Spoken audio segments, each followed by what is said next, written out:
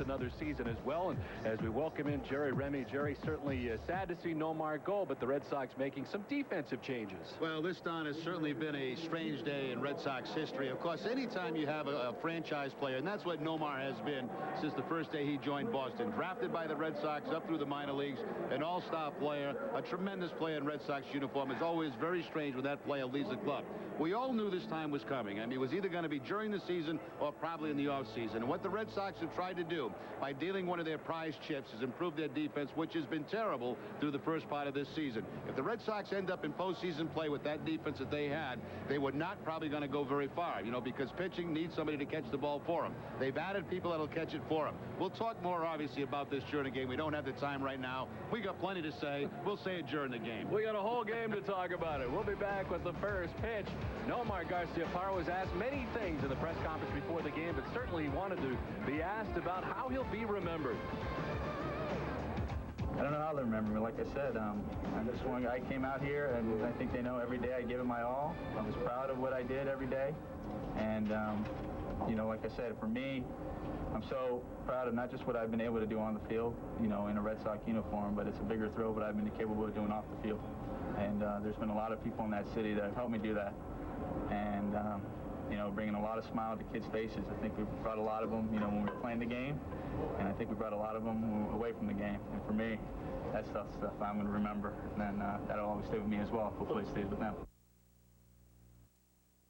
Hey, will you watch my salad? Sure.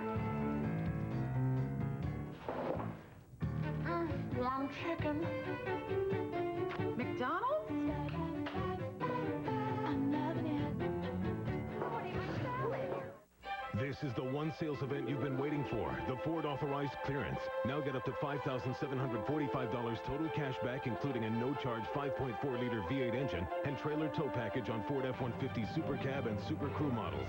That's right, $5,745 total cash back, plus a trailer tow package at no extra charge. F-150 is the one that's earned the right to be the 2004 Motor Trend Truck of the Year. It's the Ford Authorized Clearance, only at your New England Ford dealer. When you have the HP Pavilion notebook powered by the Intel Pentium 4 processor, you can take it with you wherever you go. And now you can get your notebook along with an HP wireless printer for just $10.99 after rebates. Connect, download, and print remotely with built-in wireless capability. Create mixed CDs and play DVDs when you customize your notebook with the DVD-CD-RW combo drive. View photos and documents on the 15.4-inch widescreen display, or upgrade to the ZD7000 with larger 17-inch widescreen display and numeric keypad. Call now and for a limited time, save $150 when you get this notebook and HP wireless printer, just $10.99 after rebates. Plus, get a free wireless LAN upgrade. And let us help you customize your notebook. The HP Pavilion notebook with the Intel Pentium 4 processor. You can take it with you.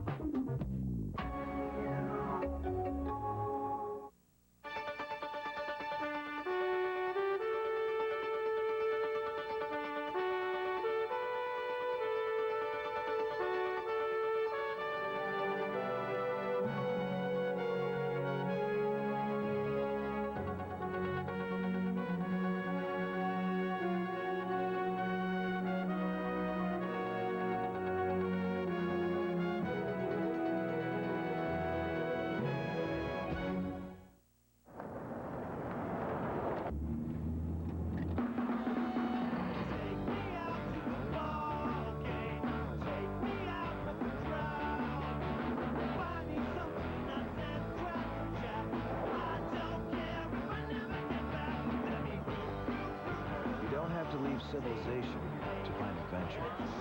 The 245 horsepower all-wheel drive Nissan Murano.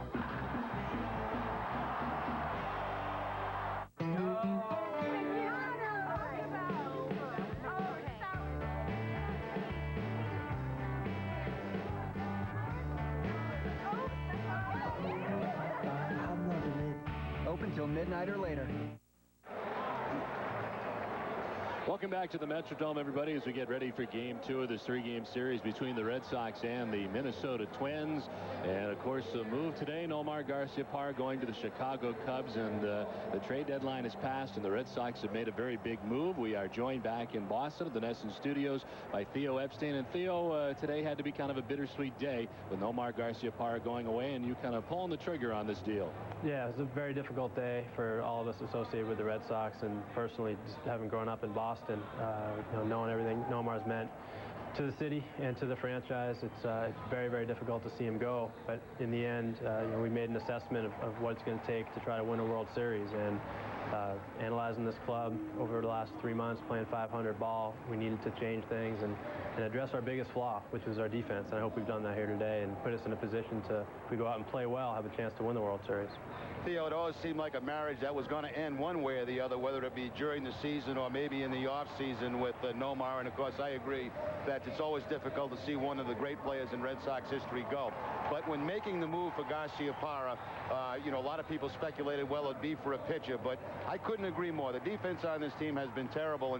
And talking to some of the people who know the players that you've picked up in Brian Roberts, Kosminkiewicz, we know very well from the American League, and Cabrera. I was talking to Schilling about Cabrera, and he was really, really excited to have this guy. He said he's a great shortstop. He has potential to hit 20 home runs in Fenway Park and also hit about 40 doubles. So he sounds like quite a pickup.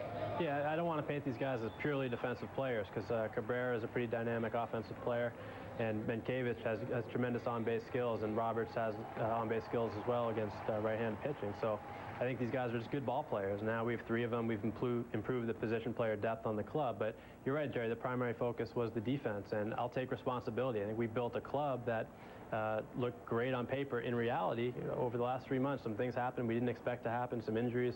Over the last 3 months, we've led the major leagues in runs scored as of a couple days ago. We were leading the league in ERA, and yet we'd been playing .500 ball for 3 months, and it didn't add up. And I think the reality of the situation was we were a really bad defensive club, and that's my fault. But instead of moping about it, I think we tried to fix it without sacrificing that much on the rest of the club. I think we made our pitching staff better today with some of these moves, and I think these guys can swing the bat a little bit as well.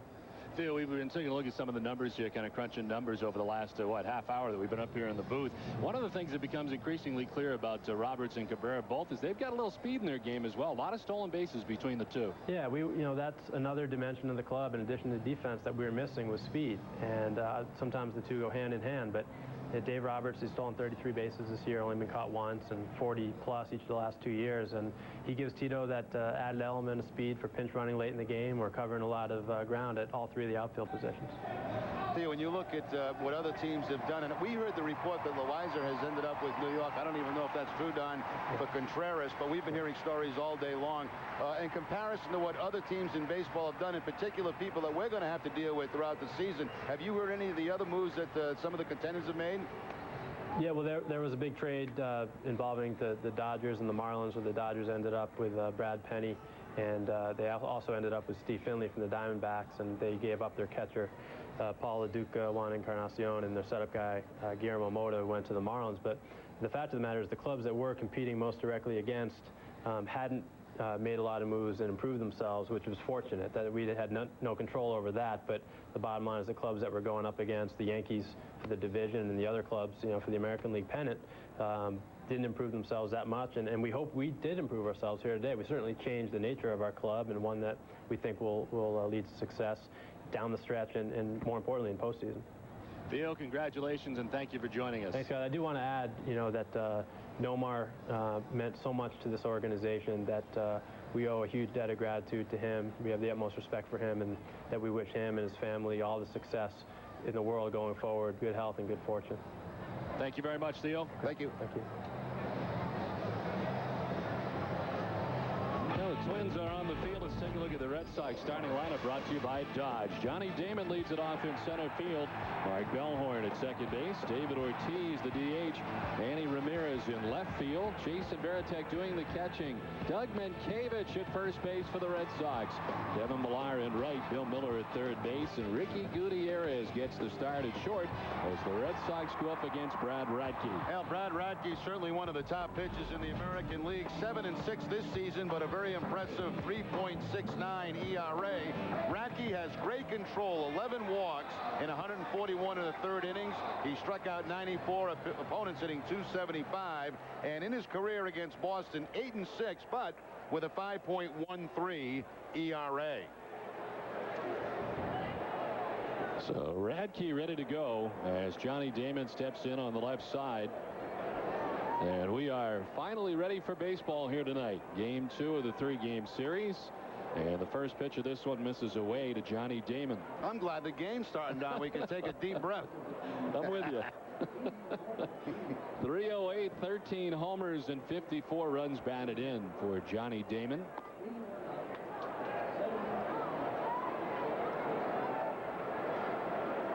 The Red Sox are able to get Doug Mankiewicz a uniform, walking down the hall today after the trade was made and inserted into the lineup tonight. Mankiewicz batting 6th in the Red Sox order, and he'll play first base. And it seems so strange that here last night with the Minnesota Twins, he collected 3 hits against the Red Sox, and now here he is 24 hours later in a Red Sox uniform. Yeah, can you imagine walking from the Minnesota clubhouse to the Red Sox clubhouse, playing the same day against your former team? And he received the loudest ovation when he was introduced from these Minnesota fans. And the first game that you play with your new team is the ballpark you're most familiar with in front of your own fans. 2-2. Damon hits it on the ground to Rivas on the first for the first out of the inning.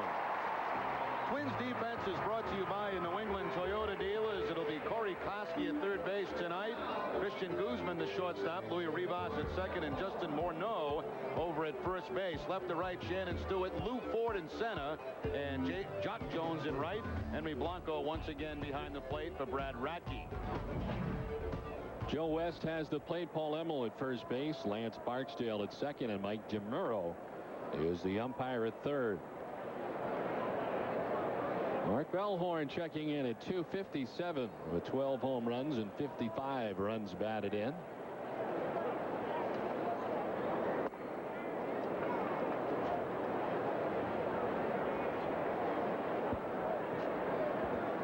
Bellhorn hitting at 280 over the last 56 games since May the 21st.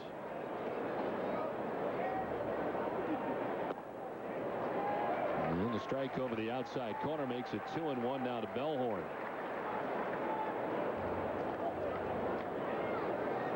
Brad Radke in his 23rd start of the season.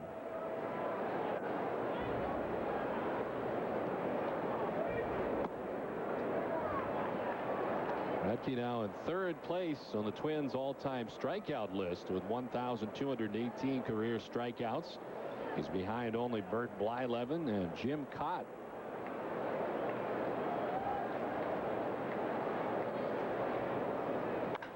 Bellhorn hits one high and deep to center field. Lou Ford headed back at the wall. It is gone.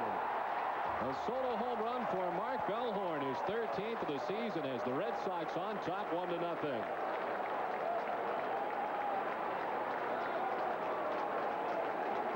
Now, one thing when you're facing a guy like Brad Radke, who is around the plate, who throws a lot of strikes, he does give up his share of home runs. This is 18 allowed on the season. That ties him with Carlos Silva for the team high on the Twins. And for Bellhorn, number 13. Straightaway center field, up over the head of Lou Ford and up over the fence. Radke has now given up 12 home runs in his last 6+ starts, as they have been coming in bunches against the Twins right-hander. David Ortiz stands in. The former Minnesota Twin takes ball 1. Ortiz at .312, 27 homers and 93 runs batted in.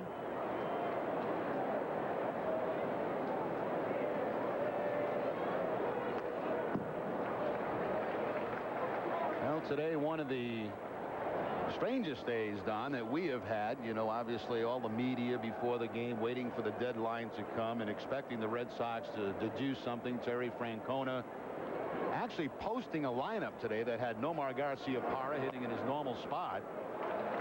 And Francona was putting off interviews between, you know, Jerry Trupiano, who does them on EEI, and of course our interview with him. And and also with the regular media, and so you had a feeling something was up. You didn't know the magnitude of it at the time.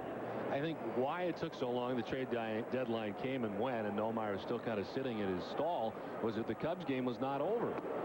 And that was something that was continuing to go on. All the players in the clubhouse were watching the Cubs game. When it ended, some 10 minutes later, we were asked, as all the media was asked, to then leave the clubhouse. And they effectively told Nomar Garciaparra and the rest of the Red Sox team of the changes. Ortiz softly lining out to Rivas at second base, and there's 2 down. Yeah, and it was the kind of look on the face of the coaches and the manager that this was not just a minor move that was made. When they asked the media to leave the clubhouse, you could tell it was a significant move because they all looked very anxious. And, you know, they had to eventually go and give the news to Nomar. Now, I was watching Nomar all afternoon, and his demeanor was as if nothing was going on. I'm sure that he must have knew something was going on because, you know, you're always in contact with your representative, your agent, which I'm sure he was all day. And very, very strange. And, you know, we also noticed that Derek Lowe was not in the clubhouse. No. He came in very late.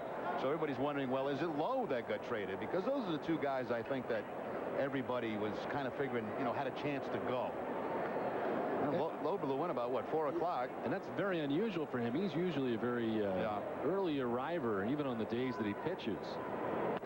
And he was late, so everybody at that point was assuming that it was he that was part of the deal or going somewhere else. It did not work out that way. There's Doug Mankiewicz. Nomar, like us, checking the lineup for a long time there this afternoon, and then as it turned out, he was in the original starting lineup that Terry Francona had posted here at the Metrodome. The 1-1 to Manny Ramirez. Sliced foul off the right side, backing out of play. Well, I guess you could never really prepare yourself totally for a trade situation. He knew at some point that perhaps he was definitely going to be traded. Over the last couple days of read, as everybody else had, that it was a possibility. But even when it happens, he still appeared to be very shaken today in dealing with us and with the media. Yeah, I think so. You know, trying to say the right things. And, you know, we all thought that this was a marriage that was going to end. We just didn't know when it was going to end. To third, a tough bounce. Koski throws across, so the Red Sox are gone on top 1-0. Applebee's new car side to go is here. Well, come on, let's go, let's go, let's go, little darling. With car side to go, you can make dinner just by making a call. Let's go again once more. Plus, we'll deliver the food straight from our kitchen to your car. Oh, pretty baby, I love you so. So try Applebee's new car side to go. It's not fast food, it's Applebee's food fast. Eating good in the neighborhood. Let's go. The world is talking about the Nissan Titan. Four-wheeler magazine says Truck of the year. Sport Truck magazine proclaims Sport Truck of the year. Trailer Bus magazine rates Automobile magazine declares All-Star, All-Star. Talking about the mighty Titan. Built in America, yeah. Hi, way up high at Lake Compound. From here, I can see all the great rides for little kids at Garfield Circus World. There's Boulder Dash, Splash Harbor, Connecticut's biggest water park, the Wildcat and Zoomerang coasters, and this new nightmare, Downtime. Don't you need a little downtime? Lake Compounds, the place for family fun. Ringside at Foxwoods Resort Casino. Live, hard-hitting boxing in the Fox Arena. Saturday, August 7th, the action heats up when Acelino Popo Fritas battles Diego Chico Corrales in a 12-round WBO lightweight championship fight, plus 6 other bouts. All bouts subject to change. Get your tickets now at 800-200-2882. Saturday, August 7th at Foxwoods Resort Casino. The wonder of it all. Conveniently located up I-95, exit 92 in the Mystic Places region of Southeast Connecticut. In association with Banner Promotions. Back at the Metrodome, the Minnesota Twins coming up. Let's take a look at the Twins starting lineup. Shannon Stewart leading it off in left field. Christian Guzman, the shortstop. Lou Ford in center. Justin Morneau, the first baseman. Torrey Hunter, the DH. Jock Jones in right. Corey Koski at third base with Henry Blanco doing the catching. And Louis at second base, bats ninth for the Twins. They go up against Derek Lowe. Now, Derek Lowe coming off back-to-back wins against Seattle, and of course last time out against the Yankees to run his record to 9-9. This has not been a fun place for him to pitch. 0-1 with a 7.23 ERA here at the Metrodome. How about that? The first ground ball finds its way to the newest member of the Red Sox, Doug Mankiewicz. Now, you see that? The defense has already improved. Let's take a look at that defense, Jerry. Yeah, the Red Sox defense is brought to you by Lexus. It's Bill Miller at third base, Ricky Gutierrez, the shortstop, Mark Bellhorn at second, and Doug Mankiewicz at first. Left to right, Manny Ramirez, Johnny Damon, and Kevin Millar. Jason Varitek behind the plate. So one away, and here's Christian Guzman, the shortstop for the Twins. He'll take strike one. Well, it has to be quite a day here today for Derek Lowe. You kind of wonder where his mind is at this point. As we mentioned earlier, beginning the day, probably thought that he may be dealt away. Has felt that really over the last couple of weeks, and at times been a little bit on the snippy side with some of the Red Sox beat writers in regards to where he might be going and reading about all the possibilities. Well, he is still here. It's a very difficult thing to go through, and you could tell that, especially over the last 3 or 4 days, it's really had an effect on Derek Lowe, and his teammates have done a lot of kidding with him. You know, what do you got a blue hat on today? I mean, you know, all kind of different scenarios. And I think what they've tried to do is make him as relaxed as possible about it. But, you know, when you're in that situation like Lowe has been in, it's not easy.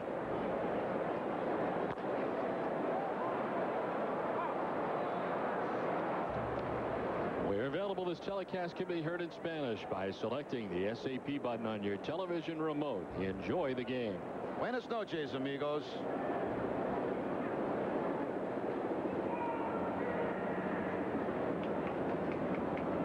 One and two to Christian Guzman. And Lou Ford waiting on deck as Guzman stays alive.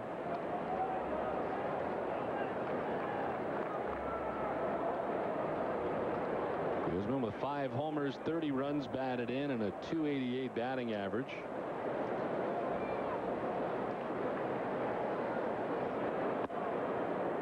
And it evens up at 2-2 to Guzman. Well, it's very strange to see really a guy, Nomar Garciaparra, who was drafted by the organization, came up to the organization, has been a all-star caliber player with the Red Sox, batting champion, you know, just has been a great player throughout his career. And as I started to mention, Don, before the break, I mean, this relationship was going to end. We didn't know when, if it was going to be during the year, after the year, but it had the end written all over it. And the question is, was it going to happen during the season? If it did, what was going to come in return for him?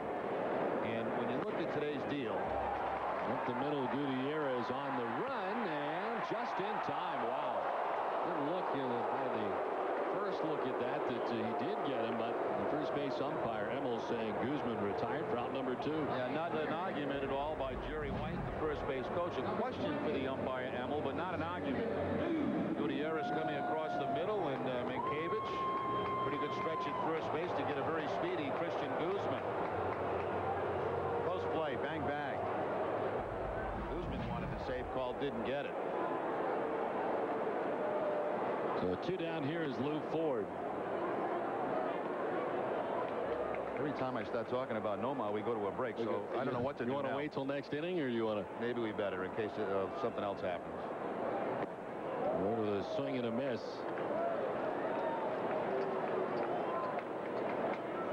I think you're right, though. I don't think there was any way that Garciaparra was going to be coming back next year. So now you try to figure out at the end of the year, do you let him walk or do you do something now? And they chose the latter.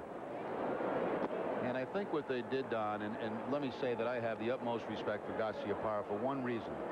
Every time he put on a Red Sox uniform, you knew if you paid money to go to that ball game, you were going to get the best effort you could possibly get out of him.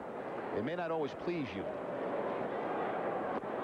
Swing and a miss, and the Twins are gone in order in the first. Red Sox on top, 1-0. Friendlies would like to recognize all you moms out there. It just wouldn't be summer without you.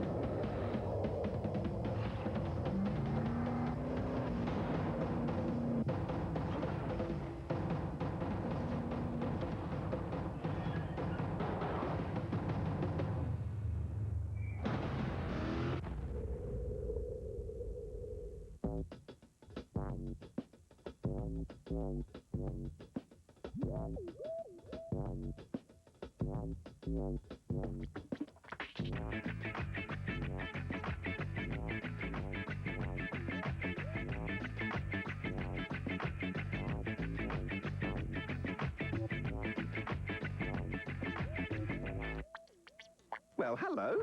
Geico. 15 minutes could save you 15% or more on car insurance. Hyundai's on a winning streak, and during Hyundai's winning streak summer clearance, save big on the Hyundai Sonata, named highest-ranked entry midsize car at Initial Quality by J.D. Power & Associates. It's this dedication to initial quality that lets Hyundai offer America's best warranty. 10 years, 100,000 miles. Plus, you get $2,000 cash back or 0% APR on every Sonata. So don't buy another car before you check out Hyundai's winning streaks. Back at the Metrodome in Minneapolis, Jason Varitek leading off in the top half of the second inning. Red Sox on top 1-0. A solo home run by Mark Bellhorn in the first inning. And the count evens at 1-1 to Jason Varitek.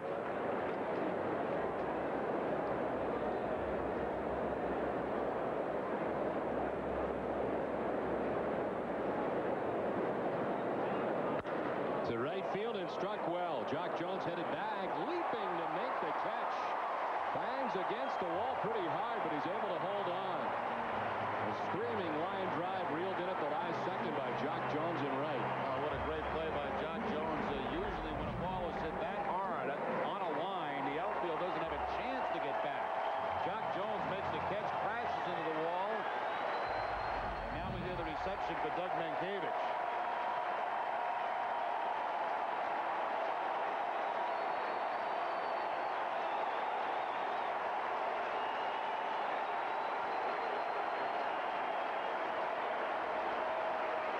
Radke, the class guy he is giving him a chance to receive that ovation. A member of the Twins since 1998. Now a member of the Red Sox. And his first at bat as a member of the Red Sox, taking strike one. It has been a down year for Mankiewicz in terms of the batting average at .246, 5 homers, and 25 runs batted in. There is some here that would suggest, because of the situation here, largely the problem for the numbers, and knowing that he was headed somewhere else, and that the Twins, Justin Morneau here and has arrived in Minneapolis, been playing first base in the first 2 games of this series, and is tonight.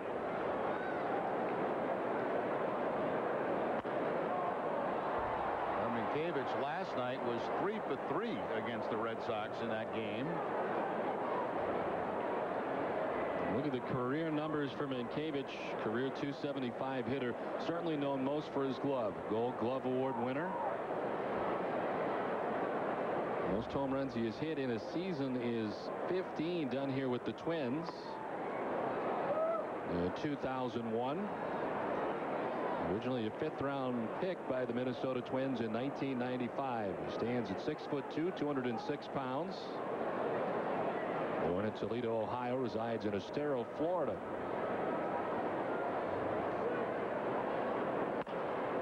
To first base, Morneau, with a pitcher Radke for the second out. Mankiewicz spoke before the game about what today was like for him. Anytime you get to run into David Ortiz, it's a good feeling. And you know, the other guys over there, it was weird. You know, walking in and seeing Nomar changing his clothes. You know, I'm hoping my reception in Boston is not. I hope I'm not the guy blamed for Nomar leaving, but you know, I'm looking forward to playing there. You know, my best friend's college apartment was his window. You saw the Sitco sign. So this is pretty neat. And you know, I'm looking. Like I said, I love playing in Fenway, and I'm looking forward to playing there with the white uniform on. So Doug Mankiewicz joining the Red Sox here tonight, and has grounded out on his first Red Sox at bat. 2 down in the inning.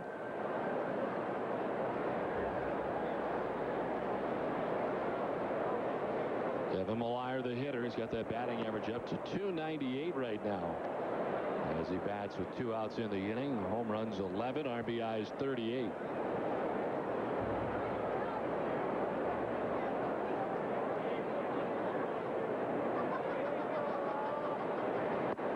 talking about the trade from Garciaparra, you know, there'll be those who say, well, they didn't get enough. And, you know, only time will tell as far as that goes. Certainly, they've given up some offense.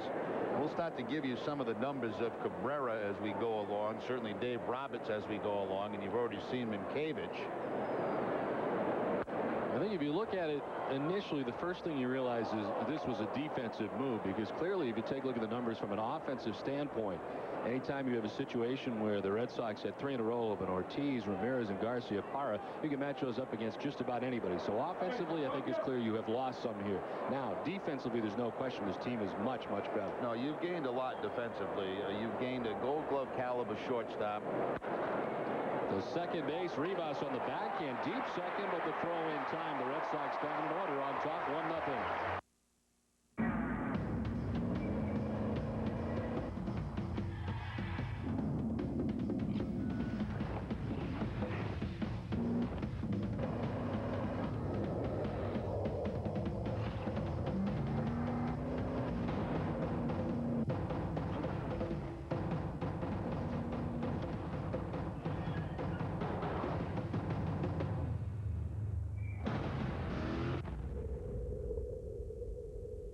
You can turn a high traffic area into a high fashion area. Nobody makes it easier than the Home Depot. Only the Home Depot has Stainmaster's new Platinum Plus collection with the industry's best warranty. Installation is guaranteed by the Home Depot. It's premium carpet that's as soft and beautiful as it is durable. And nobody beats our prices. Right now you can get 10% off installed carpet purchases. You can make your home wall-to-wall wonderful. Only at the Home Depot. You can do it, we can help. During my course of travel, I came upon a family that had spun out and snapped their axle. I stopped and helped them out. An 18-wheeler hit me. Both my legs were amputated at the scene. From there, I was in the hospital for about 4 months. I heard about Lover, Sheffer, and Harnett through my uncle. You got to get with somebody you can trust. And, you know, the thing about John and Aaron was that they weren't just lawyers. They were, like, part of my family. And, you know, they were there for me. For the largest selection of gas and diesel motorhomes in New England, it's USRV. Celebrate America with a USRV. This 2005 Fleetwood Fiesta 26-foot motorhome or 26-foot Tioga, your choice. Only $491 monthly, no money down. Or this 2005 Airstream 19-foot Bambi, only $269 monthly, no money down. Quality, quality, and price. It's USRV. My name is Marty, and we make better deals. For you. Last half of the second inning back in Minnesota, Justin Morneau, Torrey Hunter, and Jock Jones to face Derek Lowe. The Red Sox on top 1-0. On getting back now again to the Nomar deal, and you know, I think people say, well, you needed a starting pitcher, or you needed a pitcher for him. But when you look around, my opinion, the best guy that got traded was Moulton from the Dodgers. I think he was the top pitcher that got moved in any of these deals that had gone on. Matter of fact, I can't believe that trade by the Dodgers, to be honest with you. He's the guy that gets you to Eric Gagne, and he's no longer there. So where do you go from there? Okay, you don't really need to improve your offense. Out of the reach of Bellhorn and into center field, the first hit of the night for the Twins. So the most glaring weakness on this team has been the defense. It's been poor to terrible, basically all season long. The amount of unearned runs has been horrible. And everybody that they picked up today, very good defensive players. Dave Roberts, Orlando Cabrera, and of course Minkiewicz. Now Cabrera, we talk about his defense, but last year had 17 home runs and 80 RBIs. That's pretty darn good. He's does not have those kind of numbers this year, and they're hoping that maybe, you know, he can jumpstart his offense coming to Boston. I had a chance to talk to Schilling because Schilling knows he knows everybody, but he certainly knows National League players. Right field off the bat of Torrey Hunter in front of Millard. It's back-to-back base hits for the Twins. And Schilling did not have enough good things to say, had plenty of good things to say about Cabrera, about the way he plays defense. He thinks that he's capable of hitting 20 home runs in a Red Sox uniform. He was very excited about getting him. Roberts has 33 steals on the season. He's been caught one time. Now, there's a guy you may see in a platoon out there in right field. Cabrera also runs well. Cabrera has 12 steals this year, 25, 24 the last couple of seasons. So you've added defense and speed. So you also have an offense now that maybe has more options, you know, on things that they can do. Right back to second for one on to first. He turns it to help himself out. Jock Jones grounding back to Lowe, and there's quickly 2 down as Morneau goes over to third base.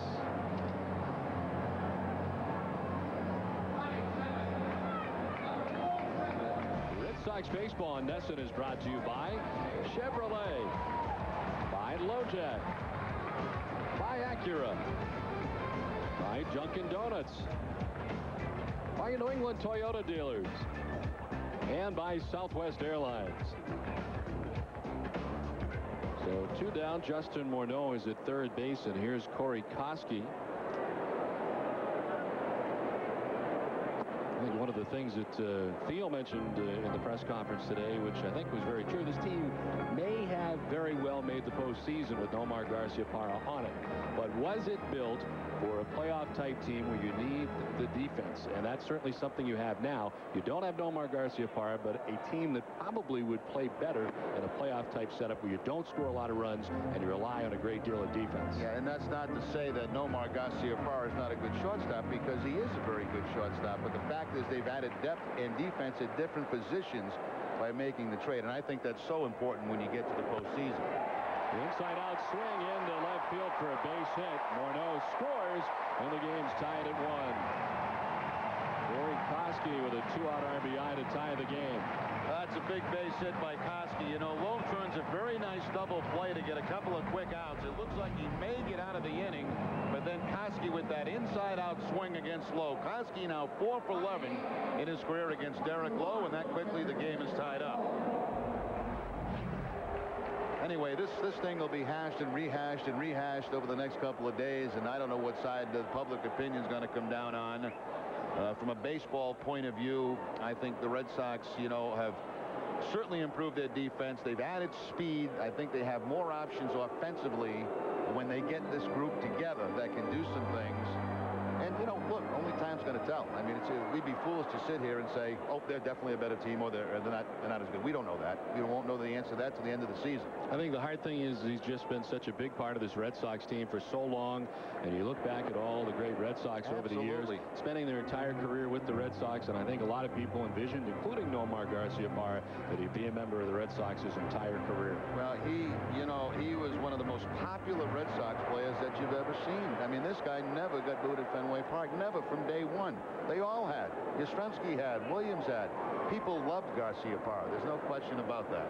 And doing some amazing things in the community, which he pointed to today as well. The community that he will certainly miss as he moves, as he put from one great tradition to another, now being a part of the Chicago Cubs. We knew the end was coming, though. I don't think that was going to surprise anybody. It was just a matter of how it was going to end, how ugly it was going to be. And did you get anything in return, which you may not have had it come to the end of the season? Henry Blanco, the hitter.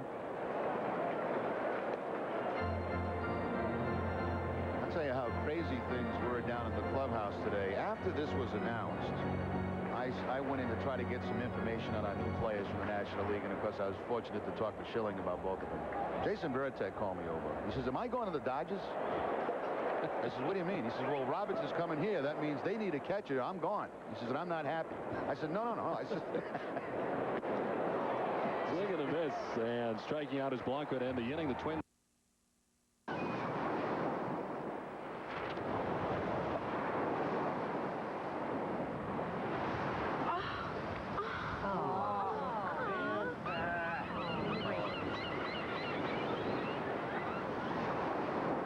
The weather was so much better yesterday. A bad day in Florida beats a good day almost anywhere else. Just go to Southwest.com for Southwest Airlines $49 internet specials from the northeast of Florida. Purchased by August 5th. You are now free to move about the country.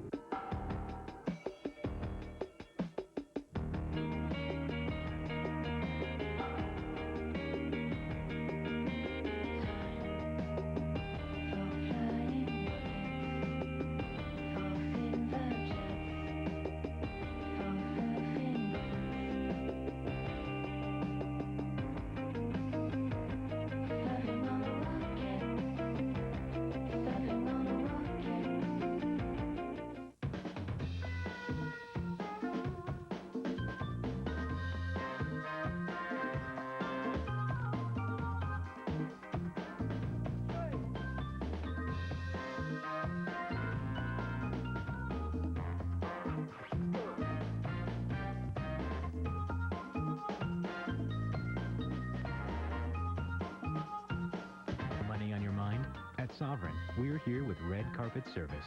Guaranteed. Scott Volkswagen announces its summer sales drive. How about a new 2004 Jetta GL for $13,955 or lease it for $170 a month? A new 2004 Passat for $1,880 or lease it for $229 a month. Scott Volkswagen has been selling and servicing Volkswagens for over 45 years. Our commitment to customers before and after the sale makes Scott the only smart choice. Also, be sure to see our other specials at rinewcareds.com. Visit Scott Volkswagen, Newport Ave, East Providence. Top half of the third inning, tied at 1. Bill Miller leading it off. Miller, Gutierrez, and Damon face Brad Radke in the top of the third inning. Yeah, getting back to that Veritek thing, you know, it was funny because, I mean, guys couldn't figure out what was coming and going. You know, they know everybody was coming, but they had no idea who was going. They knew Nomar was going, but they said, wait, how are we getting this many guys and only Nomar's going? Well, Miller to deep right center field, and a running catch by Lowe Ford. Another outstanding outfield defensive play for the Twins tonight. First Jock Jones, and now Lowe Ford, who also bangs into the wall, but also holds on to the baseball. Well, we're accustomed to seeing Torrey Hunter make those type of plays out in center field for the Twins, but now it's Lowe Ford going as hard as he can, making the catch and crashing into the wall and holding on to the baseball. You're right, Don. Jock Jones and Lowe Ford, two outstanding plays here early in the ball game for Radke. 6 in a row retired by Radke, but he's had a little bit of help from his friends tonight. In behind him, Ricky Gutierrez standing in. The only blemish on Brad Radke tonight, a home run by Mark Bellhorn in the first inning, but outstanding defense from Jock Jones, and now Lowe Ford. As Gutierrez quickly in the hole, 0-2. Now, when these other players, Cabrera and Roberts, join the Red Sox, which I believe is going to be tomorrow, of course, they'll have to make 2 roster moves to get them activated on this 25-man roster. Roberts with the Dodgers on the West Coast. As Gutierrez punched to that and strikes out. First strikeout for Brad Radke, 2 down. Well, each time the Red Sox win at Fenway Park, Hood donates $1,500 to the Hood Home Team Advantage charity program. The program benefits children's hospitals throughout New England. It's another reason you can feel good about Hood. So 2 down in the inning, and here's Johnny Damon, grounded out to second base his first time up. Second time through for the Red Sox against Brad Radke.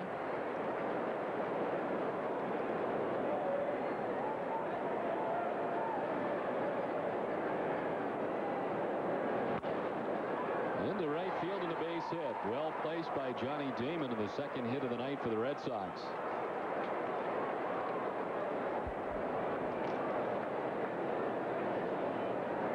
So Damon at first, 2 down, and here comes Mark Bellhorn.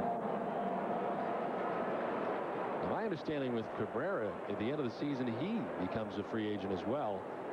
So the Red Sox will be in the same sort of situation with him.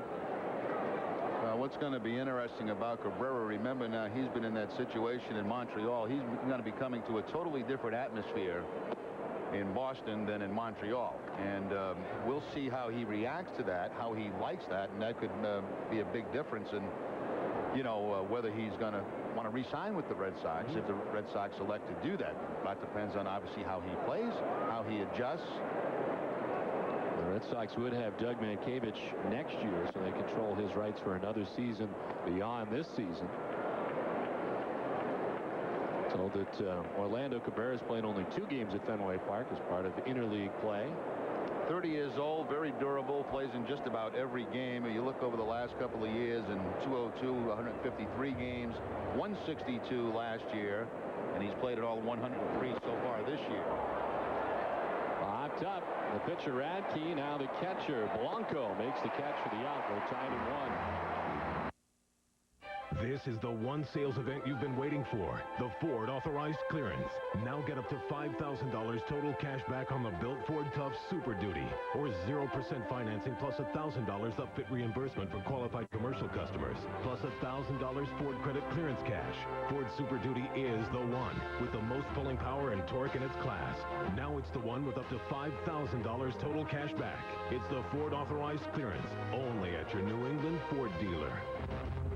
Do you know what it takes to be a business for 15 years? Well, at the car store, we do. With the largest selection of quality, low-mileage vehicles and the best customer service. Your choice of this 2000 Isuzu Rodeo or this 99 Durango for only $9,995 or $189 a month. Or take home this 2001 GMC Denali for only $27,995 and get a $500 gas card. All of our vehicles are fully serviced, eligible for an extended warranty up to 100,000 miles. Stop in and see us today. Exit 25 off 95 on Smithfield Avenue in Pawtucket.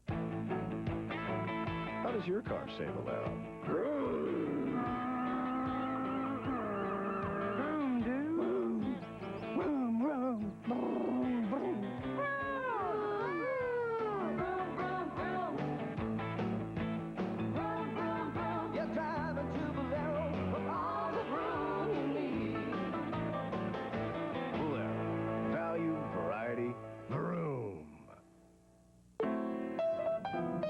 The newly designed Nissan Altima. Engaging. A shift in style. From fit to finish. It's forward thinking. Introducing the beautifully redesigned 2005 Nissan Altima. Now with 1,000 cash back for a limited time. 1,000 cash back. Enlightening. See your Nissan dealer now. Don Orsillo and Jerry Remy back in Minnesota, where the Red Sox and Twins are tied 1-1 into the last half of the third inning. Luis Rivas, the second baseman for the Twins, leading it off. And fouling it off, Derek Lowe. First two base runners reaching for the Twins in the second inning on back-to-back base hits. Was able to induce a double play but could not get out of the inning unscathed. A two-out RBI single by Corey Koski tied the game at 1 after Mark Bellhorn had homered in the top of the first inning for the Red Sox.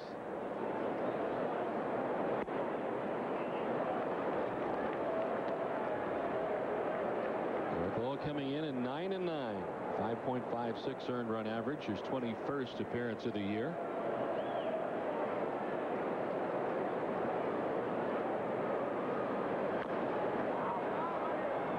Fouling it off himself.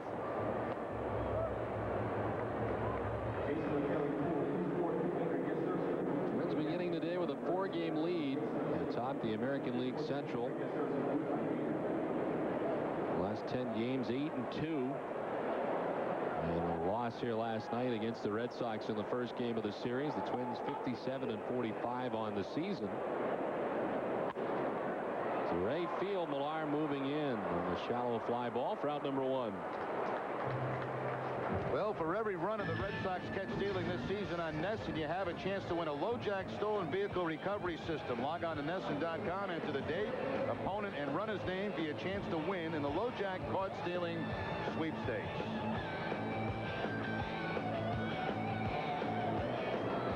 One down for the top of the Twins order, Shannon Stewart, who grounded out to first base his first time up.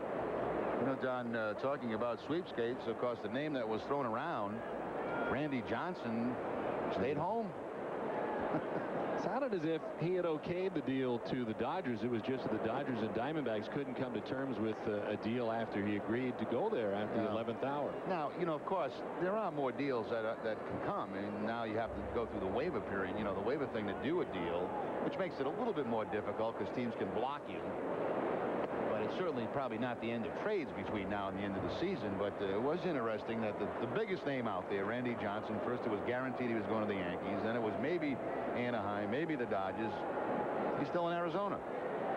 And it ends up that everybody kind of waiting to see what the Dodgers are going to get after what appeared to be a very one-sided deal. They don't end up with Randy Johnson. As Lowe takes care of Shannon Stewart, and there's 2 down.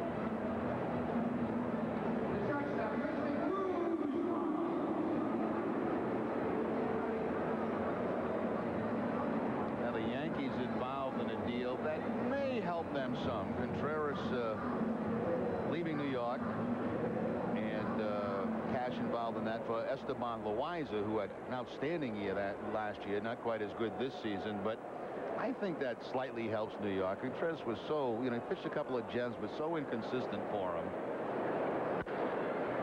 Guzman to second base. And the Twins are gone. We're tied at 1.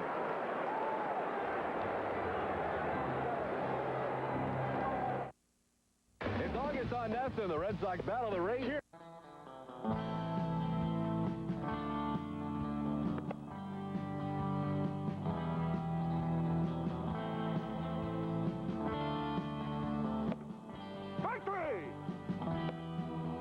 Hey, Smokey, for an old guy, you still got it. You're the man, Smokey. You're the man. Please join the Bangor Lumberjacks and the Maine Forest Rangers in celebrating Smokey's 60th birthday. And please do your part to prevent wildfires in Maine. Join everyone who already knows when it comes to customer service, Adelphia brings it home. And with Adelphia's new Easy Access customer phone number, getting customer service is quicker and more convenient than ever before. Just dial toll-free 1-888-683-1000. Check your account balance, make a payment, verify an appointment. You can do all of this and more at your convenience. Enhanced customer service is at your fingertips 24/7. You can only get that with Adelphia. Smells like fresh paint, and it won't be long before Downey's Toyota's new expanded showroom is ready. We're Maine's #1 Toyota dealer, and we're making room for more Toyotas. You can't beat that new car smell, but we can beat any advertised deal in Maine. Come take a test drive and get that Toyota feeling. Catch the excitement and the smell of sawdust as our showroom expansion nears completion. Call 1-800-TOYOTAS or visit us across from Super Walmart and Brewer. Downey's Toyota. Check anywhere you wish first, but sniff us out last. Our question tonight, what two players do the Red Sox acquire from the Twins on July 31st, 1998? The answer for you in the next half inning. As we head to the top of the 4th inning and David Ortiz leads it off, it'll be Ortiz, Ramirez, and Veritek to bat here in the 4th inning. The Red Sox and Twins are tied 1-1. Well, now you have David Ortiz, you have Millar, you've got some other guys. Where do you think this playing time is going to happen here with right field and first base? It appears that Trot Nixon is going to be gone perhaps longer than we first thought, and it's going to be interesting to see how these new guys fit in. We know Cabrera is going, but as far as Dave Roberts, who has played center right, where do you think he will fit into the equation? It's possible it could be a platoon situation out there in right field. Maybe Roberts getting starts against certain right-handers. Also could spell Johnny Damon in center field. Last time I saw Roberts, he was in center field with the Dodgers. And the back late is Blanco. We won't have a play back into the seats.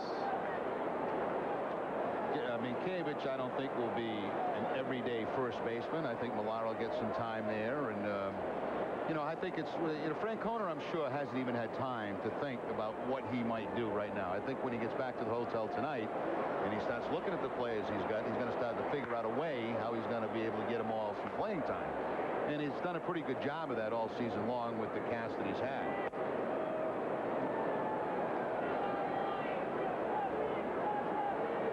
And Gabe Kapler has been playing well in his role, filling in at times. Another fine night for Gabe last night. It certainly was the opinion of many that the Red Sox would go out and still try to obtain another outfielder, and that's exactly what they've done. Well, in the Nomar Garciaparra lineup tonight, Kapler was in the game in right field.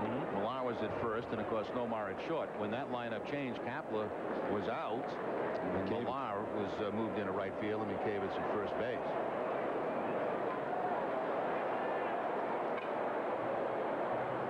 Three-two to Ortiz, a swing and a miss, and the second strikeout for Brad Radke, 1 down.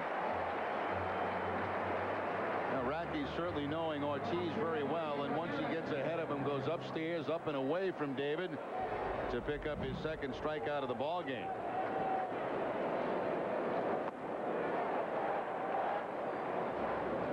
Up above the belt, uppercut swing, can't get to it. One away for Manny Ramirez, grounded out to third base his first time up.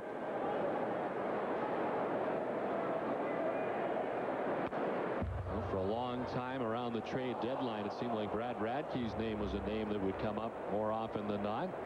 But he has stood the test of time here in Minnesota, stayed a Twin. He's been a member of the Minnesota Twins since 1995. And double figures in wins every season. Last year, a 14-game winner was 14-10. After the All-Star break last year, it was 9-1.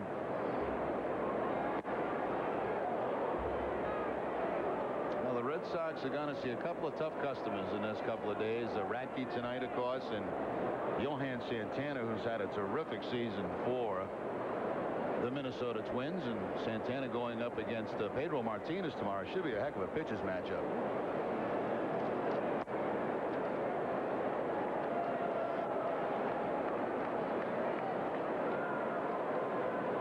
Two and one to Manny Ramirez.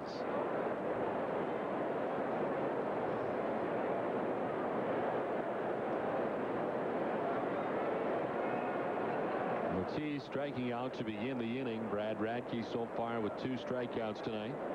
He's only given up 2 hits through 3 1/3. And he grounds his foul beyond the Twins dugout.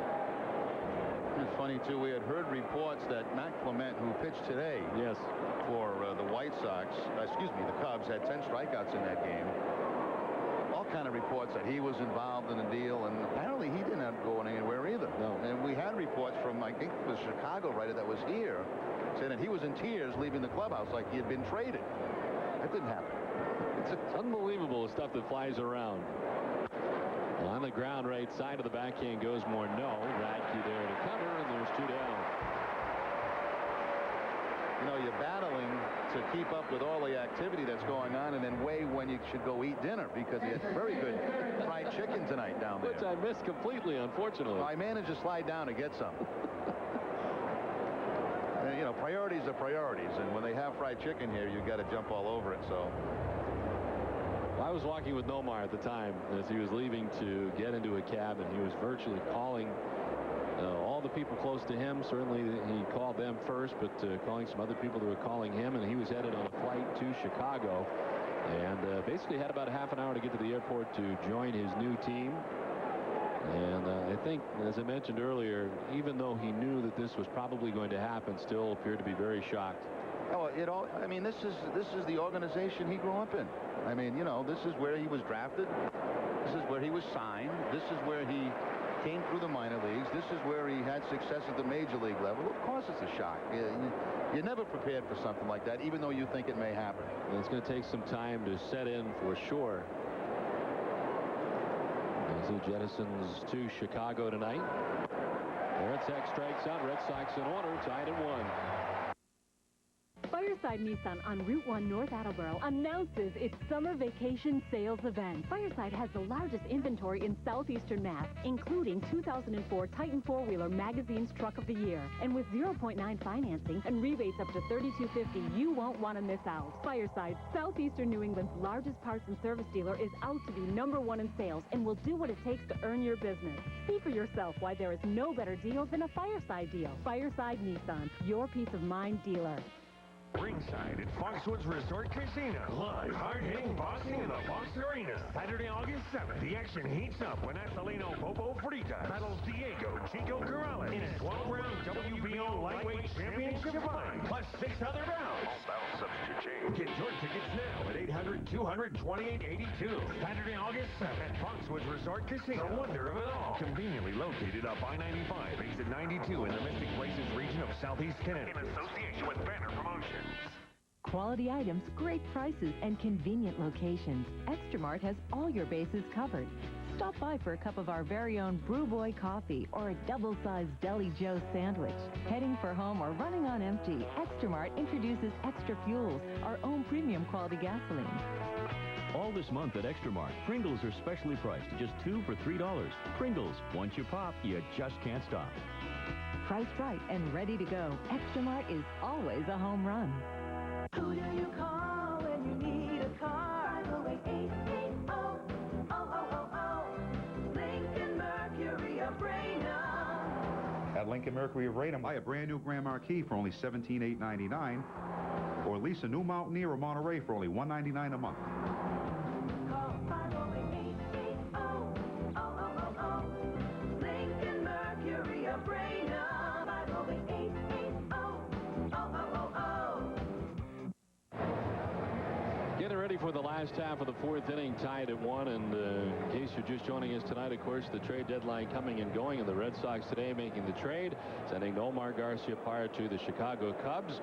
And today has been a whirlwind, Jerry. It really has. But an amazing day, and the Red Sox no longer with Nomar Garciaparra, what appears to be a very good defensive move for the Red Sox. And 3 new players, 1 already here, 2 on the way. Well, Nomar tomorrow, I'm sure, will be putting on his Cub uniform for the first time at Wrigley Field. And, you know, that'll be obviously a very exciting day for him. You know, tonight's going to be tough. There's no question about that. You've got all the things that have happened all day long. Very difficult to get traded mid-season for anybody. And then tomorrow, of course, he'll be in Chicago. Plenty of media attention. He'll get the standing ovation from the crowd at Wrigley Field. And, you know, you move on. But it's going to take a while to sink in. I mean, little stuff like getting your stuff and getting to the next city. I mean, you got to think like Doug Mankiewicz. Well, and we also know how superstitious Nomar is. Oh, yeah. You know what I mean? And to find his new routine, you know, in Chicago, and it's kind of crazy. And the Red Sox are in the same boat. I mean, they're going to be receiving players, you know, that Francona's going to have to figure out how to get the most out of. And I think he'll have a sleepless night tonight, you know, because this came on him very quickly, too. And had to make out the new lineup tonight. And, you know, he'll go back after this game and say, okay, I got Roberts now. I've got Cabrera. What's my lineup going to look like? Where am I going to hit these guys? When is they going to play? This one shot high to third. Bill Miller's got to hurry up. The throw is not going to be in time. Tumbling his way into the bag at first is Lew Ford, who stumbled but managed to grab the bag and is on with an infield hit.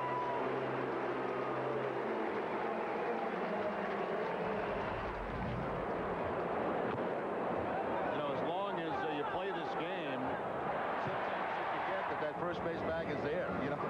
And it looked like Ford was going so hot, he stepped right on top of it and slipped.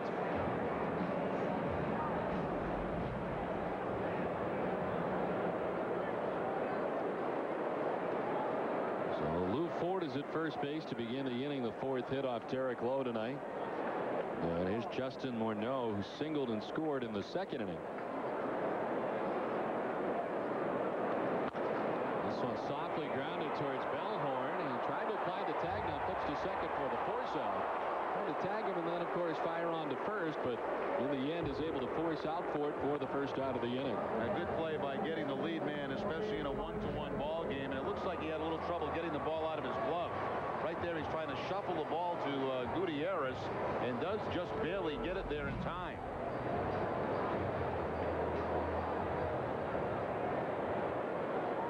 So 1-on-1 Torrey Hunter coming up.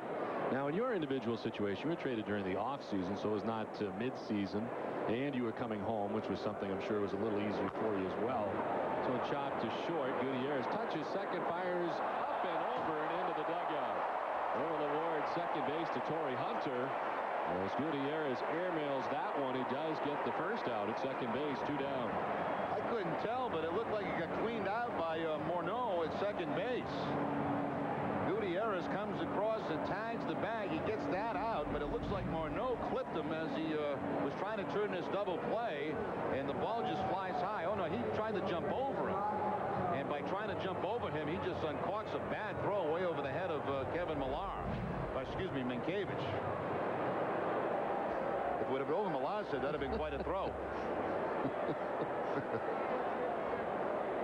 So 2 down, and Hunter ends up on the error at second base. They're charged, obviously, to Gutierrez. 2 down, runner in scoring position. Jock Jones trying to bunt his way on, fouls it off. Why? Why is Jock Jones trying to bunt with a man in scoring position and 2 outs? That's just not a good play. Doesn't make much sense.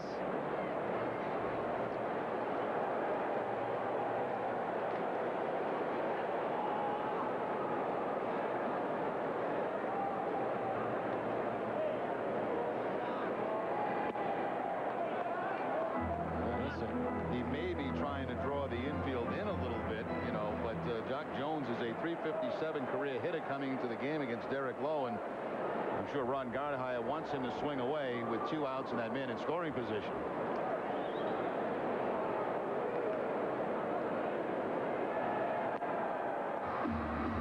And outside, 2-1 down to Jock Jones.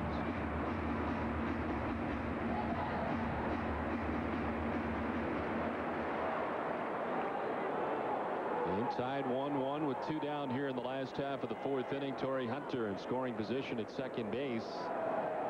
And now Varitek out to talk to Derek Lowe. Don, you know, you mentioned when I was traded, it was much easier. It was in the offseason, and yes, I was coming back home to the Boston Red Sox. I was coming to a winning team, and it was a much easier transition. But the truth is, it was still an organization that I had grown up with. You know, the Angels, they really released me my first spring. They stayed with me. I got to the big leagues, so it was hard to leave. You know, I left a lot of friends. I left the organization that gave me a chance.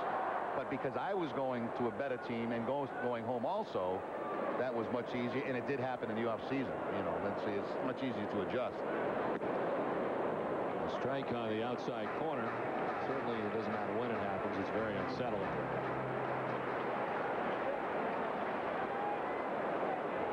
Two and two to Jock Jones. Torrey Hunter at second base.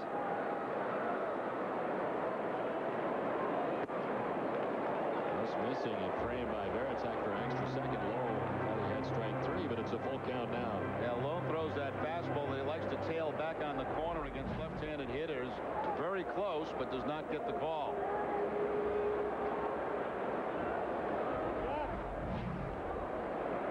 First base open with 2 down. Jones strikes out, gets away briefly from Varitek, who's got to throw him out. He does, and the score remains tied at 1.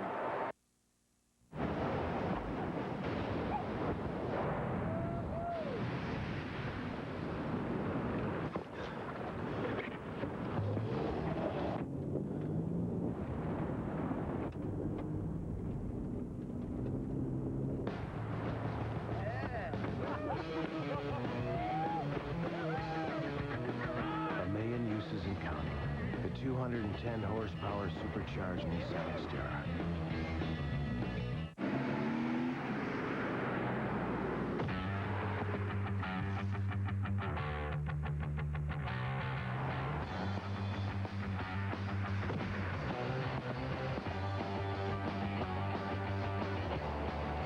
Now you can add a shot of espresso to any refreshing Dunkin' Donuts drink.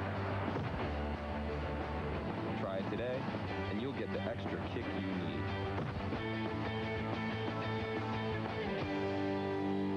Here's Bernie and Phil's Suede So Soft Microfiber for you. Do you like stylish good looks? Do you like furniture that's tough and durable? That resists wear, fading, and is easy to clean. Wait until you see the price. Suede So Soft sofas start at just $516. So, is our microfiber for you? Come in and see for yourself. Bernie and Phil, quality, comfort, and price.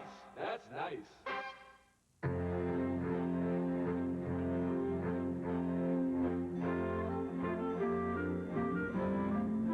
With XM satellite radio. Find hotel. Bluetooth wireless technology. Dial. Don Orsillo and Jerry Remy back in Minnesota, tied at 1. The Red Sox come to bat in the top half of the 5th inning. Doug Mankiewicz, in his first at bat in a Red Sox uniform, grounded out to first base back in the 2nd inning. Kind of ironic that he would ground out to the guy that virtually took his spot here in Minnesota, Justin Morneau, who now will take over on a very regular basis at first base for the Twins. Became very clear to Mankiewicz some weeks ago that the Twins were going to go in this direction. Despite his 8 seasons here in Minnesota out of Florida State University. Back-to-back changeups from Radke to Mankiewicz.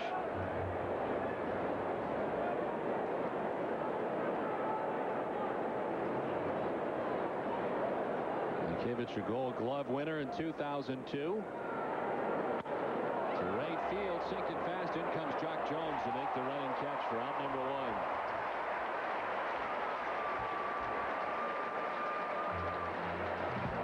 1. It's time now for the answer to our Aflac trivia question tonight. What 2 players did the Red Sox acquire from the Twins on July 31st of 1998?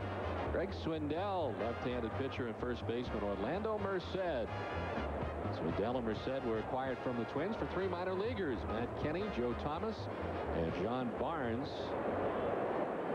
Going on in the inning, Kevin Millar stands in. Swindell ended up pitching in 29 games for the Red Sox, going 2-3 with a 3.38 ERA. Left after the season as a free agent. And Merced, in a very brief time, was 0 for 9 with 2 walks and was released on August 31st. So Merced's stay was even shorter than Swindell's. The guys the Red Sox sent away, Matt Kenny now pitches for the Brewers. John Barnes last played in the majors here with the Twins in 2000 and 2001. And the other Red Sox farmhand, Joe Thomas, never made it to the major leagues.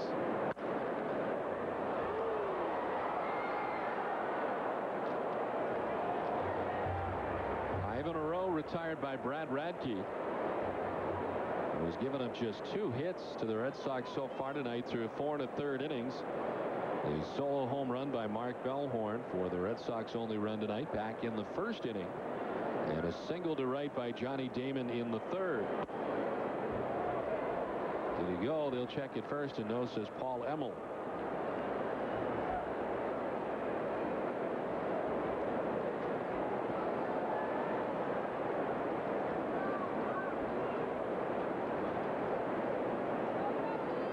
Well, waiting on the 2-2.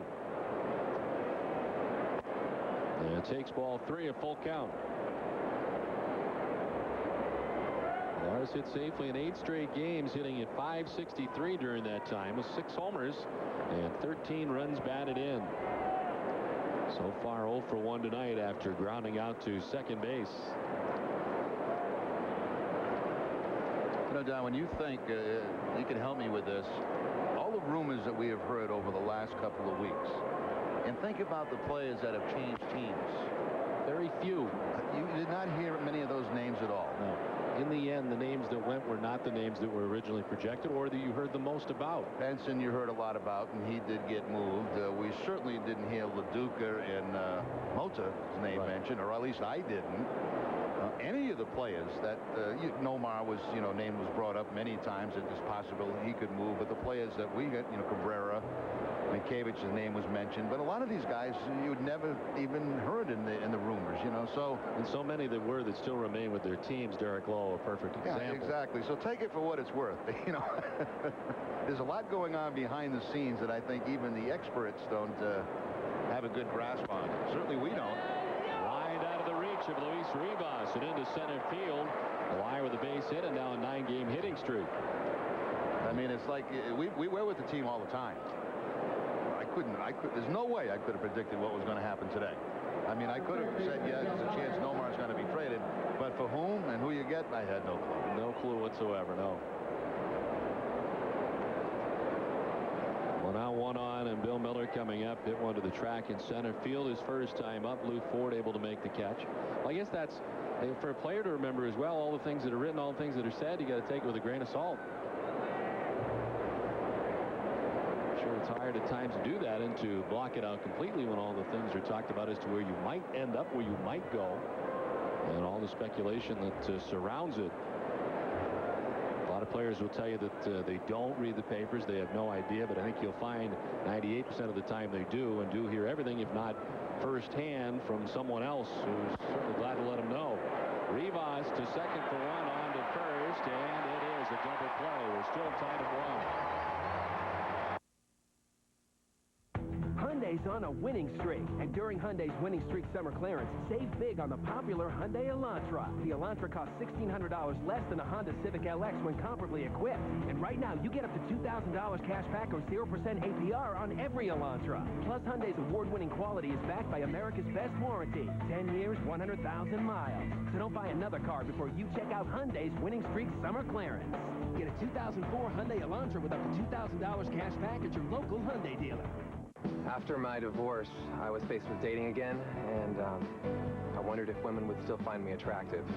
I've been dating a whole lot now, and I've really noticed a difference. Girls pay a lot of attention to me. Hello, I'm Dr. John Parker. Hair loss is an all-too-common problem, but finally there's good news. The Parker solution to hair loss? No. I just saved a bunch of money on my car insurance by switching to Geico.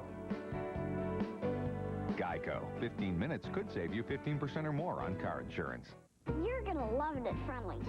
They have a new menu for bigger kids like you. A big kid menu? Number 1, order your drink, like I got cotton candy. Then number 2, order your food, like chicken on a stick with all these 3 dipping sauces. Number 3, order your ice cream like the fortune cookie sundae. The menu's only for kids. Why would it else be called the kids menu?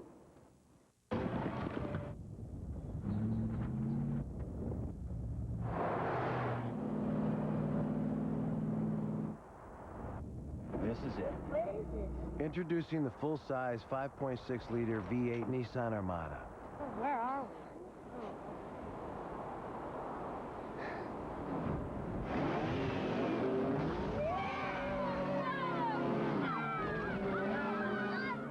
we? Share the adventure. Don Orsillo and Jerry Remy back in Minnesota. Red Sox and Twins tied at 1.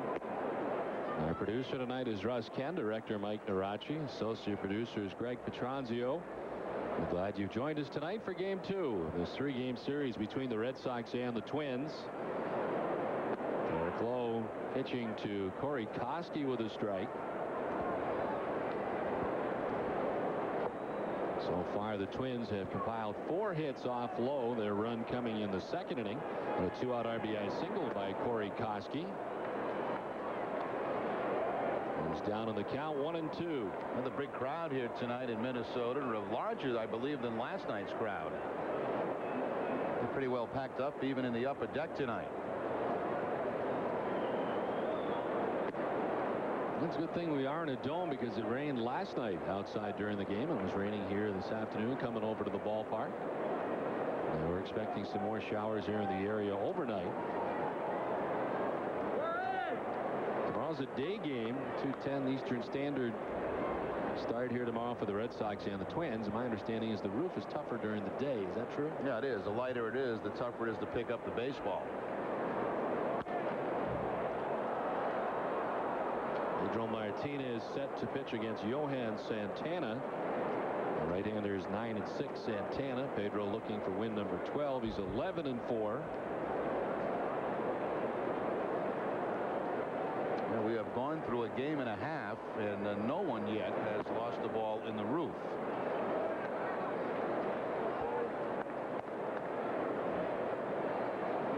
Those little holes you see up here, a lot of times they're mistaken for the baseball. Much more of a problem, though, during the day than at night.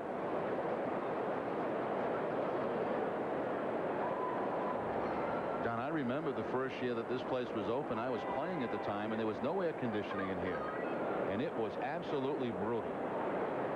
Now very nicely climately controlled as Koski works the walk. That's just the first walk of the night, given up by Derek Lowe. Red Sox baseball in Nesson is brought to you by Subaru, by Foxwoods Resort and Casino, and by Nissan. So Koski at first. The Twins have the leadoff runner on. Let's see. Yeah, down at the bottom of the lineup now. Let's see if they try to play a little hit and run, do something to move a runner in this tie ball game. Henry Blanco, the number 8 hitter, strikeout victim his first time up. Koski at first base has 8 steals. He's been caught twice. The Twins as a team are 3rd in the American League in steals. They trail Anaheim in that category and also Tampa Bay.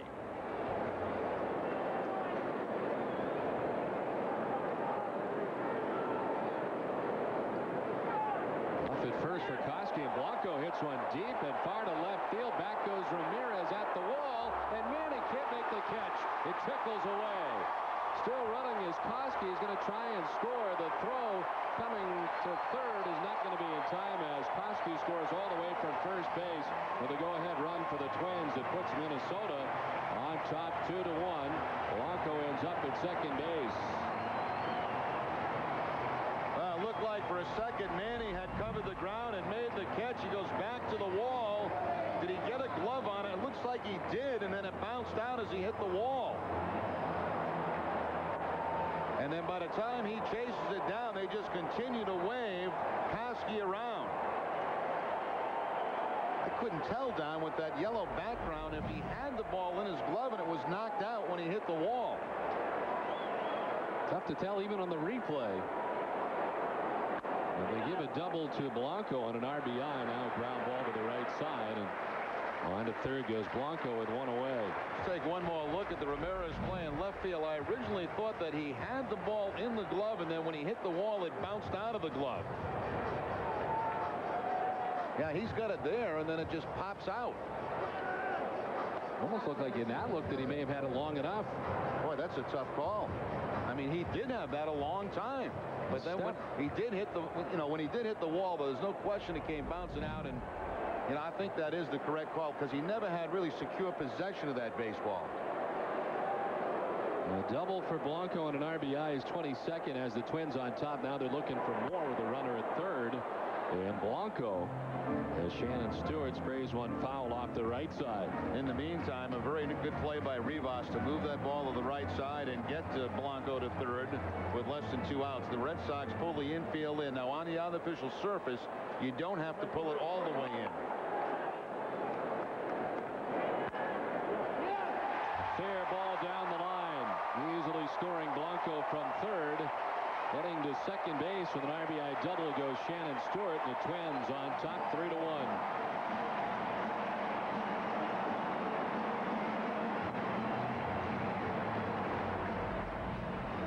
Right down the third base line. That ball down and in. Shannon Stewart hitting on top of it. A top spin ground ball that gets by the dive of Bill Miller, and that'll score Blanco.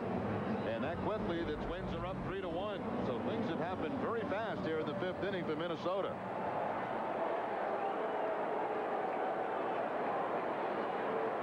Still just 1 out of the inning. Stewart in scoring position at second base. Here's Christian Guzman, who was grounded out twice tonight. After the first pitch, Mankiewicz will take it alone. Again with a ground ball to the right side. On to third goes another Twins base runner. This time Stewart there with 2 down. Started too with a walk by Derek Lowe, his first walk of the ball game. Twice tonight the Twins have had the lead runner on. The first time was the second inning, and they ended up scoring him in Justin Morneau. And in the 5th, the leadoff walk by Corey Koski, and he has scored, as well as Henry Blanco. And the Twins have come up with a pair of runs so far here in the last half of the 5th inning. Ford taking ball 1 from Derek Lowe.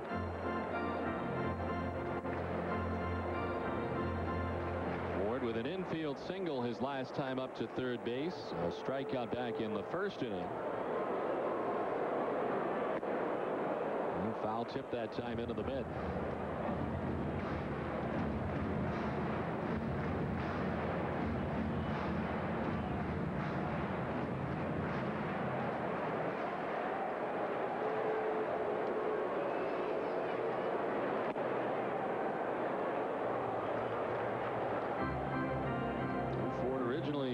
Sox draft choice.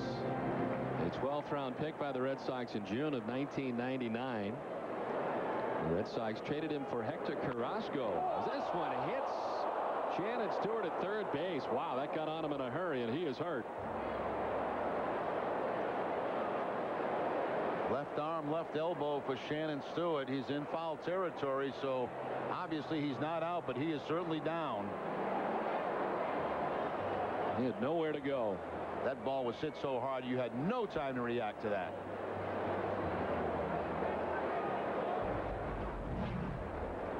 Stewart leaning off in foul territory. The line drive tries to get out of the way, but it looks like it gets him right in the arm.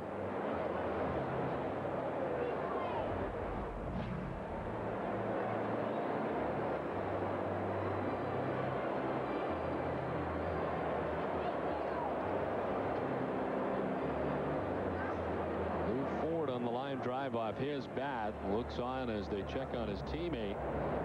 And Shannon Stewart trying to get feeling back in that arm. A hot shot right at him.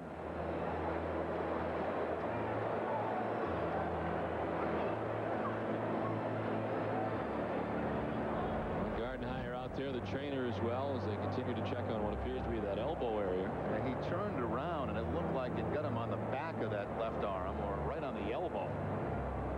That really has to hurt. Probably right now, not much feeling at all, running from all the way through his elbow, through his fingers. So we'll see if he stays in the game here. Stewart is at third base with 2 down. 2 runs are in for the Twins.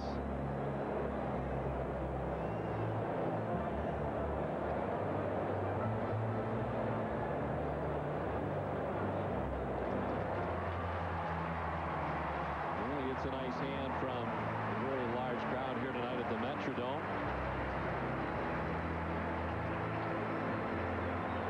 Have come up with a pair of runs here in the last half of the 5th inning and now lead 3-1, but all eyes on their left fielder Shannon Stewart, who will stay in the game after a scary incident right there. The line drive right off his arm. And he'll stay in the game at third base here with 2 down.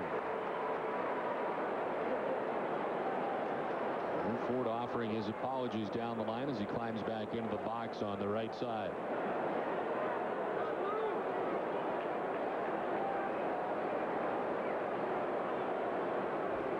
Lowe's 2-2. And a full count now. Justin Morneau, the first baseman and cleanup hitter now for the Twins, waits on deck.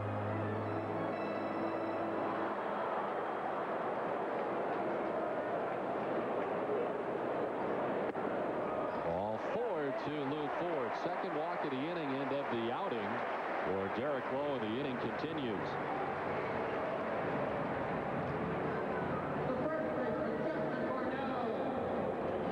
Justin Morneau. 1 for 2 tonight, a single, and he scored a run in the second inning. Last time grounded out.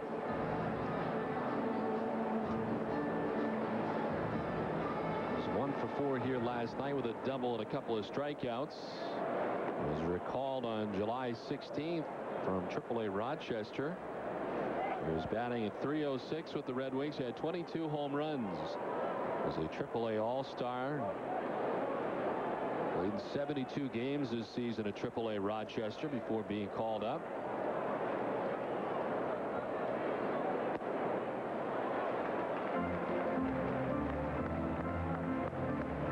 I think as long as Morneau is ahead in the count, Ford may not run at first base. If he falls behind, Ford has 13 steals. He's been only caught 1 time.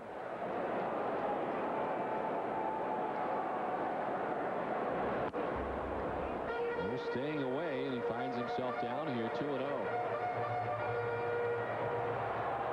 Justin Morneau, a 3rd-round pick by the Twins in 1999.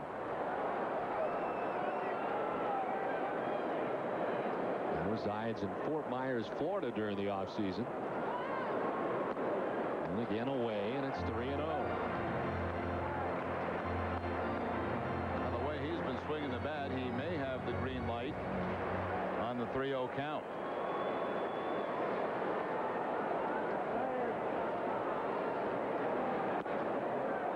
Takes the strike. Thought he had ball 4s. Again, they work him away, but it's a strike. One thing you don't like to see rookies do when that strike call is made, don't start walking toward first base. Umpires don't like that. Wait till they make the call, then go.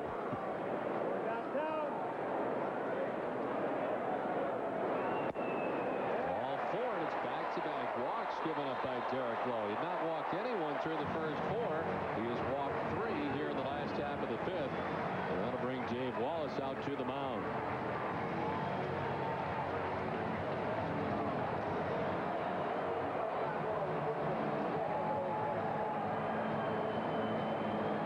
The Red Sox have not had any action in the bullpen yet tonight, and up until this inning, Derek Lowe had been pitching masterfully through the first 4. This inning, 3 walks and so far 2 hits. This Twins team has come up with a pair of runs on top now, 3-1. Shannon Stewart at third base, Lew Ford at second, Justin Morneau at first. They've got him loaded for Torrey Hunter. Hunter with a single in the second. He grounded out in the 4th.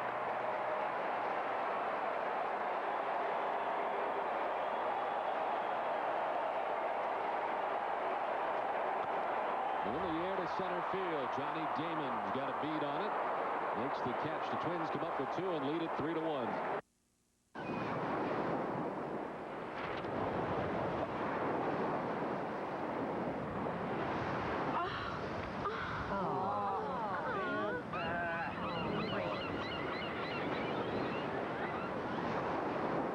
The weather was so much better yesterday. A bad day in Florida beats a good day almost anywhere else. Just go to Southwest.com for Southwest Airlines $49 internet specials from the northeast of Florida. Purchased by August 5th. You are now free to move about the country.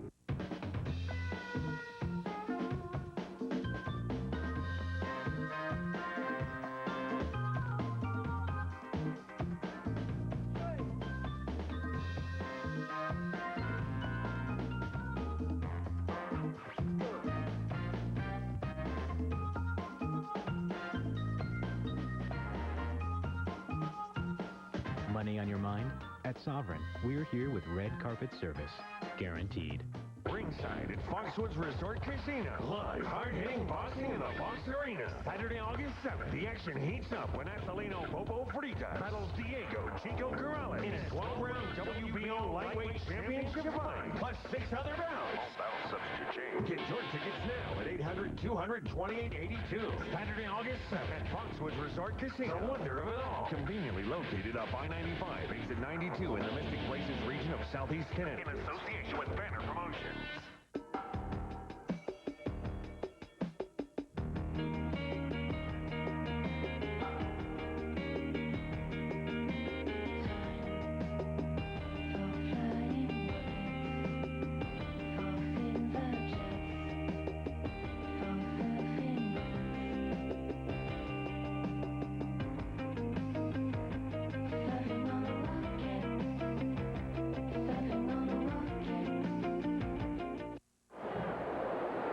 Top half of the 6th inning back in Minnesota. Ricky Gutierrez leading it off for the Red Sox. A defensive change for the Twins after Shannon Stewart was struck on the line drive and leaves the game. Michael Kadire takes over and left defensively for the Twins.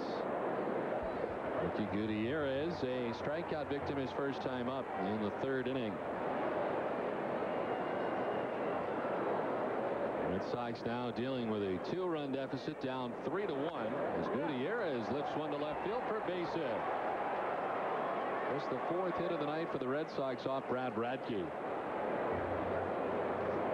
They'll pick up a copy of this Sunday's Boston Globe and get a free David Ortiz action photo. Then every Sunday through August 29th, score a new Red Sox player photo only in the Boston Globe. Do you think that the Nomar trade might be a topic tomorrow in the Boston Globe? I would think it would. Many, many other papers.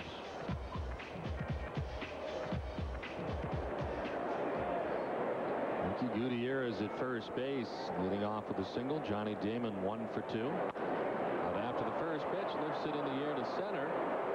Move forward, waiting for it to come down, and he makes the catch for the first out of the inning. Well, Terry, I would imagine now with Nomar playing in his last game, July 28th, Wednesday in Baltimore, that scorecard becomes a instant classic. You know, it's funny, Don. I called my partner after the trade was made to notify him, John O'Rourke. The RemReport.com's lighten up. That's how Red Sox fans are. They want that final game. And the final game, of course, was in Baltimore, not last night. Nomar went 1 for 3, so that scorecard is going to be huge to Red Sox fans. How much is the scorecard, Jerry, to get a scorecard? I'm not sure of the price, but it's under $20. Because whatever it is, I'm going to sell mine for half. Whatever the price is for the Rem Dog scorecard, mine is now available for half. It's amazing. It's more colorful. I have the blue and the red. Yeah. The problem is people can understand yours. That's the problem. They can't understand mine at all. The charm of yours is that you can't understand any of it. It's amazing. Within a half hour, though, after the trade, it was bing, bing, bing, bing, bing, bing. You know, what's going on? They want the scorecard of his final game. And for the record, he was 1 for 3 in his last game with a single in the 5th inning. The Orioles winning that game 4-1 in the last game against the Orioles. You know, a lot was made, too. They said, well, did you hold him out of the lineup last night because of what was pending? And no, that was not the case at all. He was very uncomfortable playing in that final game in Baltimore, and Francona did not have him in the lineup last night. We were kind of surprised to see him in the lineup tonight because Terry said yesterday he might get a couple of days off in this series. right field off the bat of Bellhorn. Jock Jones there to make the catch, and there's 2 down. Gutierrez went off the inning with a leadoff single, still standing at first base with now 2 outs.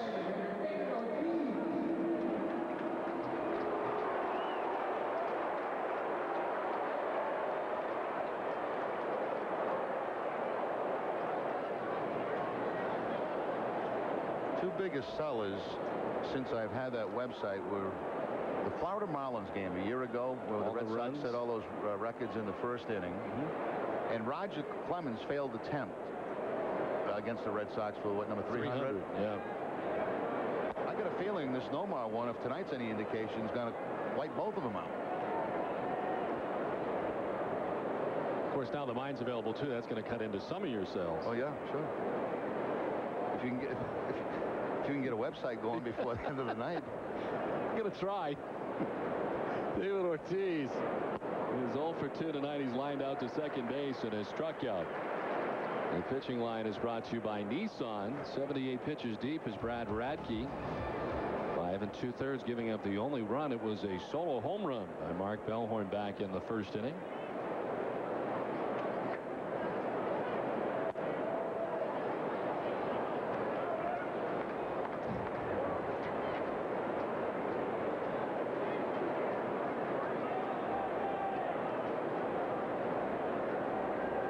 Gutierrez at first base, held on by Justin Morneau.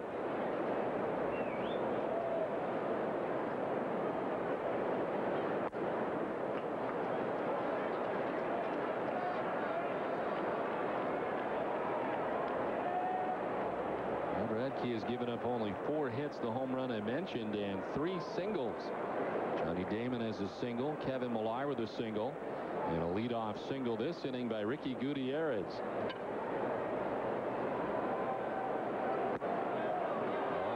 Ortiz, and just the first walk of the night given up by Brad Radke.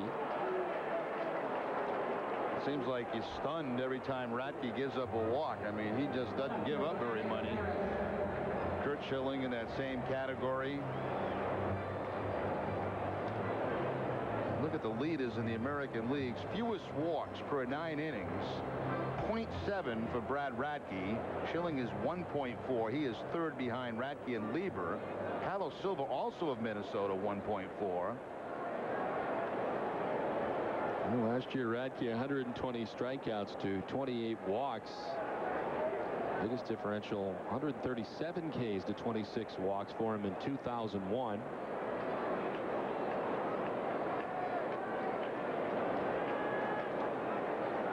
Manny Ramirez standing in 0 for 2 tonight.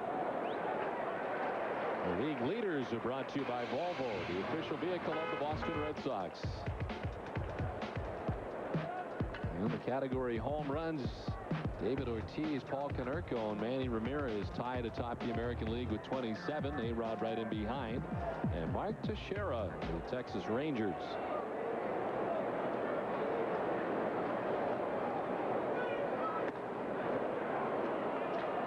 Manny's about due to do something big. He's only 7 for his last 40.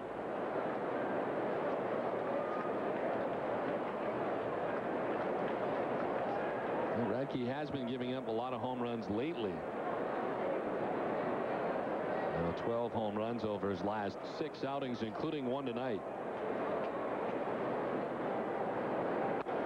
Here's jolts it foul off the right side, backing out of play.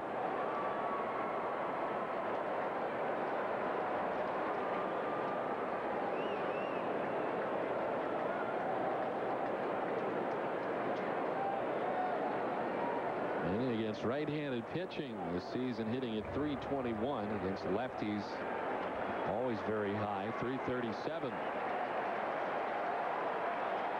Gutierrez at second, Ortiz at first, 2 down.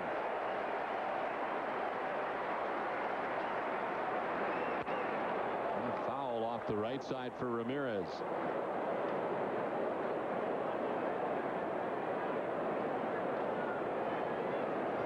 Brad Radke with 3 strikeouts and 1 walk tonight.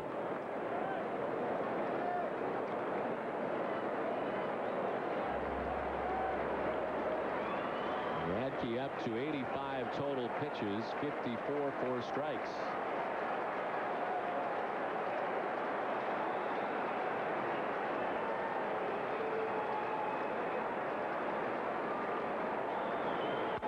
Ramirez grounds it down the first baseline, a fair ball. Gutierrez being waved around. He will score. The throw to third, not in time. Ortiz is in. The Red Sox back within a run. An RBI single for Manny Ramirez, and it's 3-2 now, Twins. You talk about a defensive swing for Ramirez. Radke with that great control continues to go away from Manny, and Manny just reaches out and punches it down that first base line. You don't see that very often. A ground ball for Ramirez between the first baseman and the first base bag. So a big 2-out base hit for Manny to get the Red Sox within 1. The tying run 90 feet away, and David Ortiz was able to scamper his way to third base. So runners at the corners, 2 down, and here's Jason Varitek, 0 for 2 tonight. He is fly to the track in right and struck out swinging. Pops it up foul, back and out of play. Just to give you an idea on Varitek on how he feels about playing for the Red Sox, when he called me in and asked about that deal with the Roberts, I think he thought he was part of that, you know, because they got rid of LaDuca yesterday. He says, I'm ticked. He says, I don't want to go there. He says, I want to stay right here.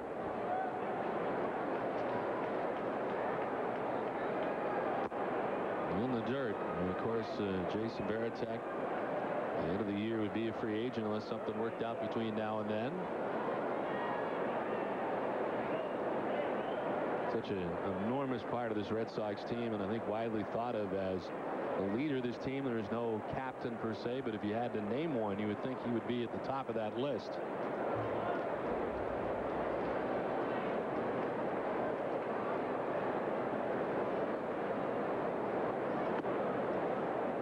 Inside, it's 2-1 now to Jason Varitek. Losing part of the Georgia Tech connection today with Nomar Garciaparra going to Chicago.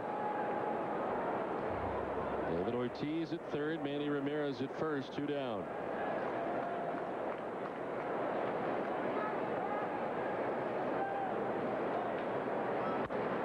To right field, and Jock Jones has it sized up. Red Sox get a run back, 3-2 Twins. Why did your last diet fail? If you're over 30, overstressed, and overweight, take a look in the mirror. You've got excess body fat around your waist, hips, and belly, right? Well, diet failure is not your fault. The problem is cortisol, a nasty little stress hormone that traps excess fat around the middle. But now there's Relacor. Relacor helps control cortisol and helps us lose stubborn belly fat fast. If you're dieting and still plagued by unsightly belly bulge, even if you're low-carb dieting, there's only one Relacor. Relacor helps you get thinner, look younger, and have energy to burn. Remember, when you're over 30, overstressed, and want to get rid of stubborn belly fat, the answer is Relacor. Order Relacor now. It's easy. You'll love it. Order Relacor risk-free. Call 1-800-313-3220. That's 1-800-313-3220. Call now. It's guaranteed. Some people call it summer vacation. I call it my busiest time of the year. And I wouldn't have it any other way. Stop by Friendly's today and try one of our summer chicken choices. Right now, get a free sundae with our newest flavor, Hunka Chunka PB Fudge, when you try any of our 6 summer chicken choices. Can we go swimming again tomorrow?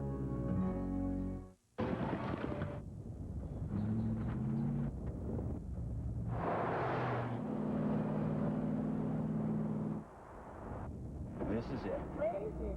Introducing the full-size 5.6-liter V8 Nissan Armada. Oh, where are we?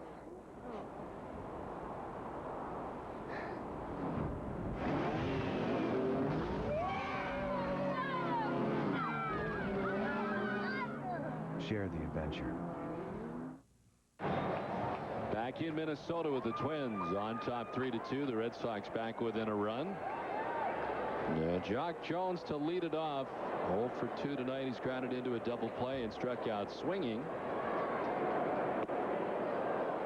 He takes a big hack at the first offering from Derek Lowe. Twins getting to Lowe for 2 runs in the last half of the 5th inning as they sent 8 men to the plate. It's up the middle and just away from the outstretched glove of Derek Lowe. Leadoff hit for Jock Jones. 3rd straight inning, the Twins have had the lead runner on. Well, there's 2 former teammates not too long ago. Take a look at what's on tap for the Red Sox, brought to you by Heineken. CBS 4 has the final game of the series tomorrow in Boston, Nesson outside of Boston. We have all 3 at 7 o'clock right here on Nesson from Tampa Bay. At Tropicana Field, where the Red Sox will take on the Tampa Bay Devil Rays, who will now be without Victor Zambrano, who's a part of the trade. Yeah, Victor took his 96 walks and his, how many, 17 hits Batman? Took him to the Mets. I have the feeling Lou got tired of watching that act. The short, and Gutierrez with only 1 play, fires on to first to retire Corey Koski. Up to second base goes Jock Jones with 1 away. Well, actually, you know, Zambrano, as we know, Don, has got great stuff. And if he could ever harness that stuff, he'd be a very successful major league pitcher. He pitched one of probably the worst games we've ever seen this year down in Tampa against the Red Sox. It's strange some of the moves the Mets made, isn't it? It is. They gave up a lot of prospects, too. Yeah, and then what are they, 7 or 8 back? They are, I believe, 7 back. Get the schedule, I mean, the standings here somewhere. Where are the Mets Roonies? The Mets are 7 back to begin the day. 7 back. 51 losses. 53, excuse me, 49 and 53. I mean, they're really not even close to a wild card. They gave up some very good prospects. Yeah. And obtaining Benson from the Pirates and also getting Zambrano from Tampa Bay. Henry Blanco, the catcher, stands in. He doubled to drive in a run his last time up, and he chops this foul outside of third. That's a situation where you're 7 back, you're kind of going for it, but yet you're really not in the mix yet. You hope you are. Just a few weeks ago, they were only, what, a couple of games back, 2 or 3 games back. Atlanta has somehow done it again. John Sherholtz and Bobby Cox combination. Doesn't matter who they've got on the field year in and year out. They get it done.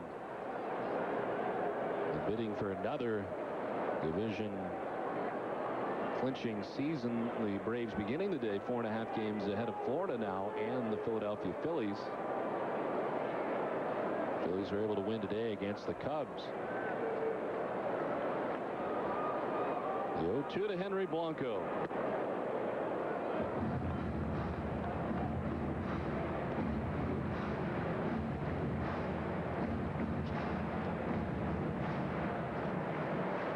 Derek Lowe up to 82 pitches in his outing, 54 for strikes. Blanco chops it outside of third and foul.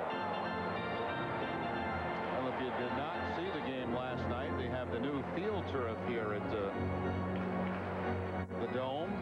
Get rid of that old hard, spongy turf that they had here, and they've added the field turf. And this, of course, much more comfortable for the players to play on. And I'm sure once football starts, the Vikings will certainly appreciate this new surface. A couple of players told me today that it is softer than the turf that is in Tampa Bay, even though it's made out of the same stuff now, because it's newer. Yeah, it's newer. And, you know, Tampa Bay, now they've been playing on that for quite a while now, and it's kind of flattened out a little bit. This is still a little bit soft. The stuff in Tampa Bay, even though it is fake grass, is very, very flat now and very, very similar to regular AstroTurf. Swing and a miss. Blanco fooled on that pitch and strikes out. 4th strikeout for Derek Lowe. 2 down.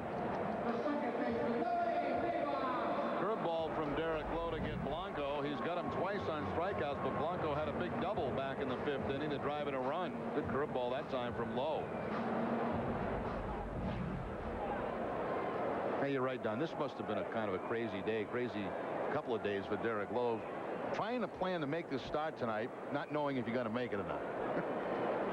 And his late arrival here before the game, well, I don't want to say he's late because he wasn't late for a start, but coming in later than we're used to seeing Derek. Derek, even on days that he starts, generally will get in very early. And while the press conference is going on outside, really, the Red Sox clubhouse, and the announcement of Nomar Garciaparra, it's kind of when Derek arrived here tonight. After, I'm sure, hearing from his agent that he was not going to be traded away and would indeed make his start here tonight for the Red Sox. Derek making his 21st start of the season, a record of 9-9.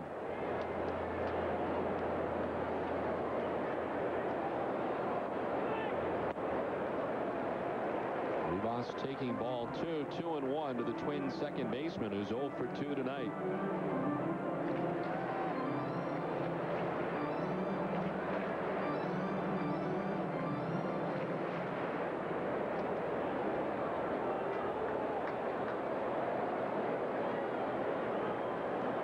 Jones at second. Pitch missing down and away. And Rivas, the number 9 hitter, ahead in the count 3-1.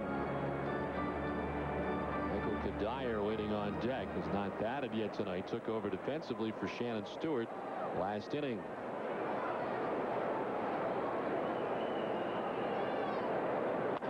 Rivas lifts it to short left. A late break for Manny coming on now. He'll run it down to make the catch for the final out. The Twins strand Jones at second. 3-2 Minnesota. Can't catch your Sox.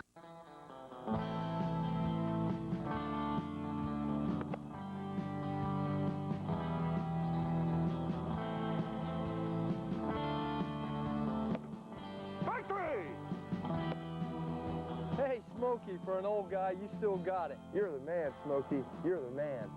Please join the Bangor Lumberjacks and the Maine Forest Rangers in celebrating Smokey's 60th birthday. And please do your part to prevent wildfires in Maine. Smells like fresh paint, and it won't be long before Down East Toyota's new expanded showroom is ready. We're Maine's #1 Toyota dealer, and we're making room for more Toyotas.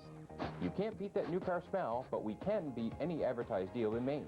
Come take a test drive and get that Toyota feeling. Catch the excitement and the smell of sawdust as our showroom expansion nears completion. Call 1-800-TOYOTAS or visit us across from Super Walmart and Brewer. Down East Toyota. Check anywhere you wish first, but sniff us out last. In August on Adelphia Pay-Per-View, the summer sizzles with the romantic comedy Along Came Polly. Then the laughs continue with Scary Movie 3, starring Charlie Sheen. And while the world changes, some things stay the same with Barbershop 2 back in business. And be sure to see the romantic drama Cold Mountain, starring Nicole Kidman in this passionate Civil War saga. It's all on Adelphia Pay-Per-View. Ordering a movie has never been easier. Coming back at the Metrodome in Minnesota. This game summary is brought to you by your local Lincoln Mercury dealers. Mark Bellhorn started the scoring with a solo home run to center field, his 13th of the year. Henry Blanco for the Twins with a double to left field that would score Corey Koski, which put the Twins on top at the time 2-1. The Red Sox trailing 3-1 when Manny Ramirez drives one down the first base line into right. Would score Ricky Gutierrez with the Red Sox second run, and that's where we are with the Twins on top 3-2 as we head to the top half of the 7th inning. And Doug Mankiewicz leads it off for the Red Sox. By the way, Don, my congratulations to you and Russ today for getting, with all that activity going on down there, going above and beyond the Call of Duty to get those sound bites and comments from Nomar and everyone else involved. Terry Francona. Thank you very much, sir. Appreciate that. Our coverage today from Minnesota. I was very busy eating my fried chicken while you were... Well, we had it all under control. Thanks anyway, though. I made sure everything was going smoothly. Mankiewicz into center field, and he's got his first base hit in a Red Sox uniform. The leadoff single to begin things in the 7th inning.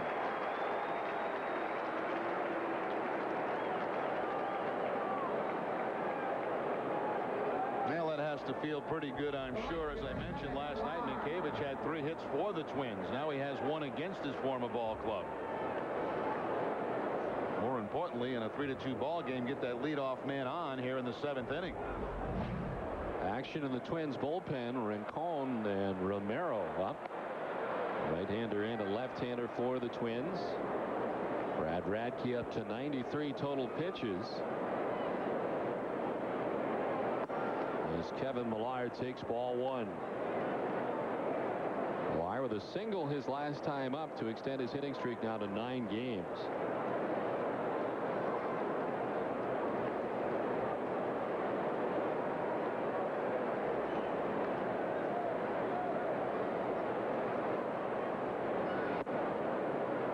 Away again. Are ahead 2-0. The Red Sox with a home run tonight. They now have 46 home runs in the month of July. The Red Sox matching the Texas Rangers with the most home runs among all major league clubs in the month of July. High in the air to left center field. Over goes Kadire and Ford. And Ford and Kadire almost colliding. It's Kadire to make the catch. Not a lot of communication between the two out there, and the left fielder ends up making the catch. Obviously the center fielder with the decision out there, but it was Kadire stepped in front of Ford to make the catch. Yeah, center fielder always has priority over his left fielder or right fielder or infielders going out. And if he's calling for it, it should be his ball. And Kadire just steps in front and takes it right out of the glove of Lou Ford.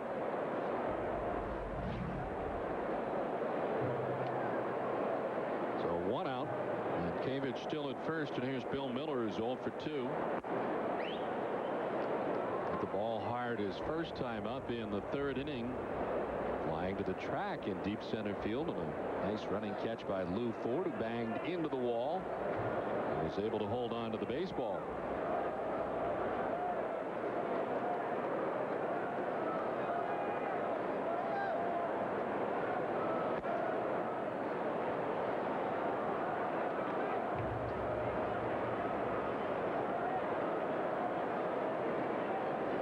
From a personal standpoint, Nomar Garciaparra leaving here today will certainly miss Nomar as someone who we see every day, but someone, as Miller takes a strike, someone that I had the chance to watch really from his minor league career, Jerry.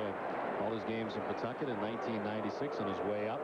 Don, I remember the day they drafted him and signed him, and we were in Anaheim, as a matter of fact, and we did the first interview with Nomar on TV. Because just a kid coming out of college, and a lot of those number 5 Garciaparra shirts in Red Sox Nation. It's going to take a while for Red Sox fans to get used to the fact that Nomar Garciaparra is no longer at short. Well, he was always a very popular player, and popular because of the way he played the game. You know, you can't fool people in Boston with phony hustle, and you know, he did not have that. He hustled all the time, and I think that's part of the reason the fans respected him on top of the talent. Now, things got a little bit, how do you say it? The love affair was not quite the same this past year, and I think because of a lot of things that happened during last offseason, some of the things that were said, the incident of, you know, when coming back to the lineup, not coming back to the lineup. I mean, you know, a lot of stuff floating around, and the fact that he was going to be a free agent. People had made their minds up that he didn't want to stay here, he was going to go. But, you know, he's going to be looked back on as, you know, one of the all-time great Red Sox. There's no question about it. And in my opinion, one of the most popular to ever put on a Red Sox uniform.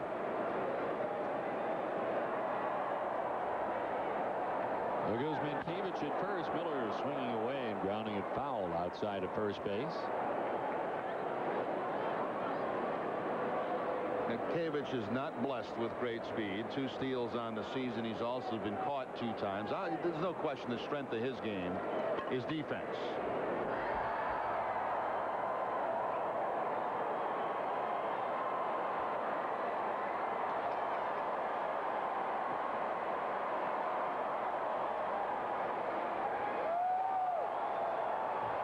Twins infield, a double play depth. There goes Mankiewicz. Miller swinging away. Popped up back at third base. Out goes Christian Guzman to deep left. Here comes Kadire, and this time he gives way to the infielder Guzman. Ducking back to left field to grab it for the inning's second out. You know who I kind of felt bad for today was Peter, who was Peter Chase. Peter Chase is doing the PR work on this road trip.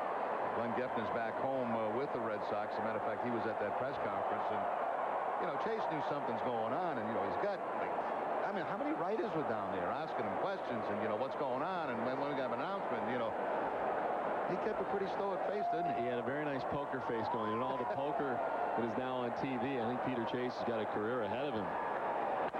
This is in the right field, a base hit. Gutierrez with a single to right. As Mankiewicz moves up to second base, Red Sox have 2 on. Here's Peter Chase. Yeah, he'll sleep good tonight. Sitting near Dan Roach. This is Peter Chase here, who happened to be the guy in this trip at the trading deadline. See, now he has time to eat. Now enjoying his meal. What's he having, a Rem Dog? Geisenheier has made the pitching change. Back with the new Twins pitcher.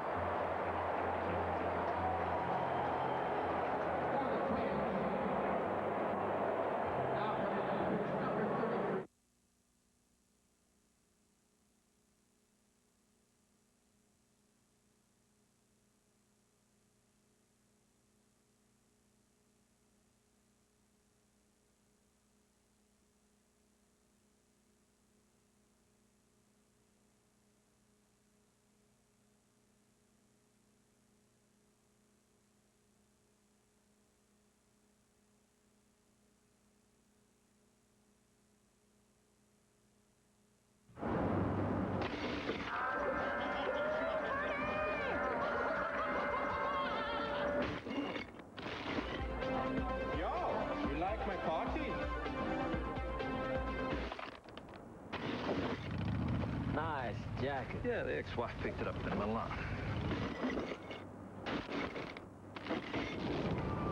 Miles away from other light beers. Corona Light. There are plenty of reasons to choose Dodge Grand Caravan over Toyota Sienna and Honda Odyssey. Caravan has stow and go. They don't. Caravan offers a convenient overhead storage system and 12 cubic feet of in-floor storage. They don't. And during the summer sales drive, celebrate Chrysler Financial's 40th. Drive Caravan and make no monthly payments until 2005. Plus, get $2,000 in combined cash allowances, which makes Caravan cost thousands less than those other guys. That means Dodge has your next minivan, and Honda and Toyota don't. We can't give you wings like Red Bull. We can't get rid of your counting sheep problem like Serta. And we can't give you great pizza like Papa Gino's. But here at the car store, we can give you dependable pre-owned vehicles. Oil changes, repairs, or just a question. You name it, we've got it. Utility vehicles, luxury cars, the works. So come to the car store. Exit 25 off 95 on Smithfield Avenue in Pawtucket. Brad Radke done after 6 2/3 innings, responsible for the men on as he turns things over to left-hander J.C. Romero. 45th appearance for Romero, a record of 5-1. He actually spent some time in June in the minor leagues down at Rochester. 42 strikeouts in 43 innings for Romero. Johnny Damon 1 for 3 tonight. Chops one foul. He's batting with 2 outs and 2 on for the Red Sox. Boston trailing by a run as they bat here in the 7th inning. Doug Mankiewicz at second base. And Gutierrez at first. You see the numbers for Brad Radke. His book is not yet closed.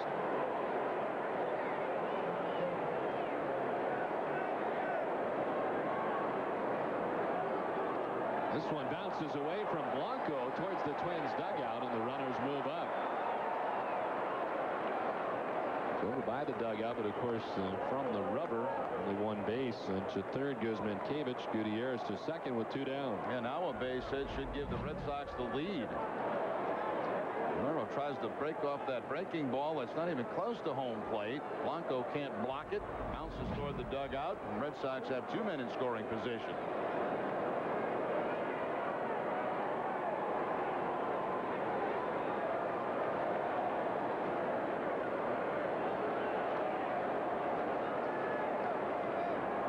To Johnny Damon. Swing and a miss, and it's 1-2. J.C. Romero from Puerto Rico. Parts of the last 5 seasons with the Minnesota Twins in the majors, each of the last 2. Prior to this season, spent exclusively in the majors with the Twins, but this year, as you mentioned, time at AAA.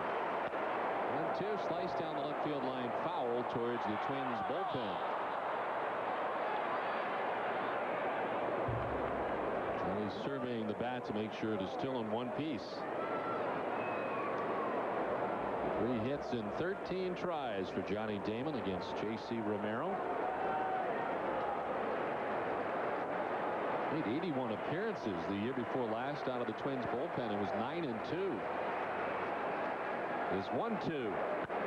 On the ground up the middle and into center field. Mankiewicz will score to tie the game. Here comes Gutierrez to put the Red Sox on top.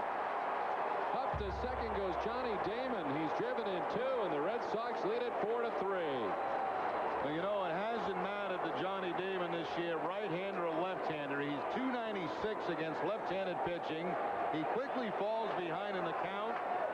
Damon does not strike out very much, makes contact, and shoots it up the middle to give the Red Sox a lead. So a big wild pitch to get 2 men in the scoring position, and then a big hit by Damon to give the Red Sox the lead.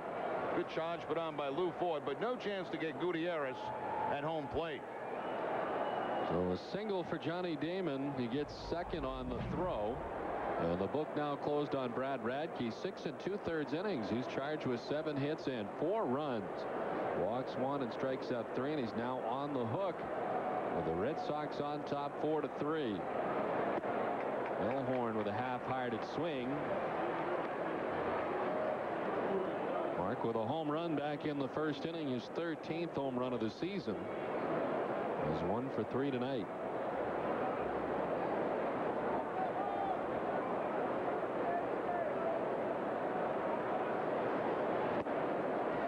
Swing and a miss, and Bellhorn down quickly, 0-2.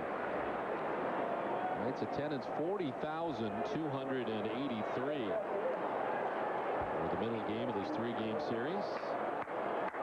Now the newfound lead. The Red Sox on top 4-3.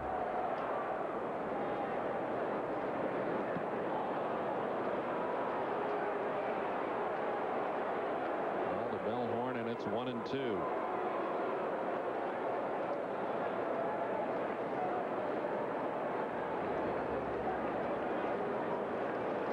Cone continues to warm up in the Twins bullpen.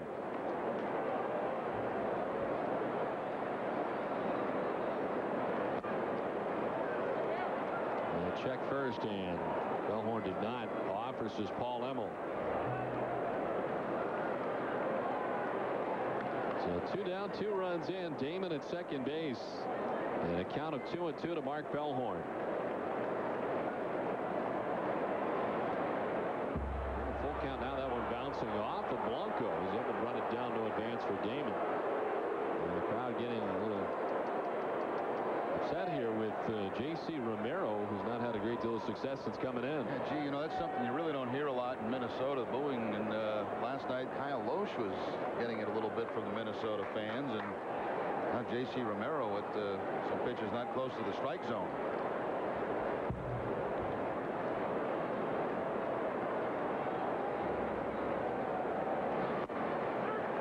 The strike 3 call to end the inning. The Red Sox get 2 and lead it 4-3.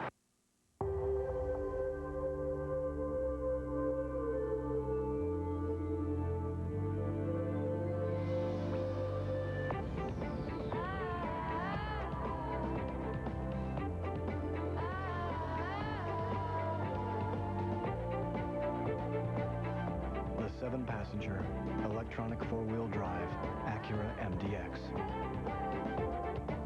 Power and safety, living in perfect harmony. Ringside at Foxwoods Resort Casino. Live, hard-hitting boxing in the Fox Arena. Saturday, August 7th, the action heats up when Athelino Popo Frita battles Diego Chico Corrales in a 12-round WBO lightweight championship fight, plus 6 other bouts. All bout substitute change. Get your tickets now at 800-200-2882. Saturday, August 7th at Foxwoods Resort Casino. The wonder of it all. Conveniently located up I-95, exit 92 in the Mystic Places region of Southeast Connecticut. In association with Banner Promotions. The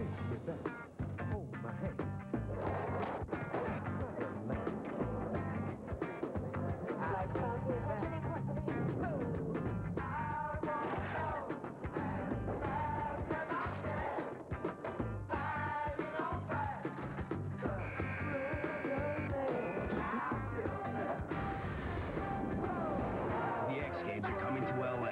Watch them live on ESPN starting August 5th at 9 p.m. Eastern. The world is talking about the Nissan Titan. Four-wheeler magazine says Nissan Truck of the Year. Sport Truck magazine proclaims Sport Truck of the Year. Trailer Post magazine rates Diesel of the Year. Automobile magazine declares All-Star. Hey, All-Star. Talking about the mighty Titan. Built in America, yeah. Well, Johnny Damon with a 2-out single to drive in a pair that has the Red Sox on top now 4-3 as we head to the last half of the 7th inning. Back and forth affair so far tonight has the Red Sox on top by a run. Michael Kadire batting for the first time tonight. Kadire taking over defensively for the injured Shannon Stewart, who was hit on a line drive standing in foul ground at third base 2 innings ago and had to leave the game with a sore, bruised elbow. As the Red Sox have action in their bullpen, Alan Embry is up as Derek Lowe starts this inning. Now 92 pitches tonight for Derek Lowe. Just missing there and framed by Jason Varitek. Wanted that one. A little different strike zone tonight from Joe Weston. Last night with DeMuro. DeMuro last night was very generous for the pitches.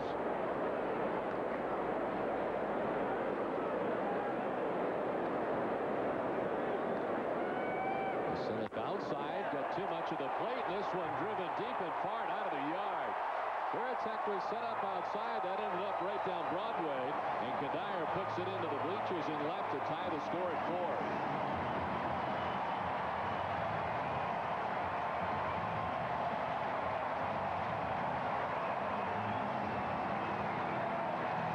Well, that Red Sox lead didn't last very long. Michael Kadire hits number 8 on the season. See Varitek away, ball stays in, and Derek Lowe knew it right away. Mislocation, and Kadire makes him pay.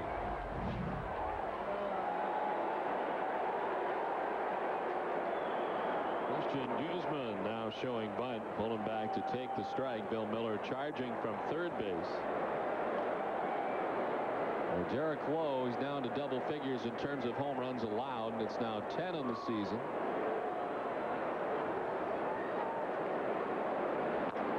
This one chopped and handled by Lowe, flips it backhanded to first, and Mankiewicz makes the play. Guzman retired 1-3. Red Sox now have double-barreled action. Embry had been up. He's now been joined by Mike Timlin.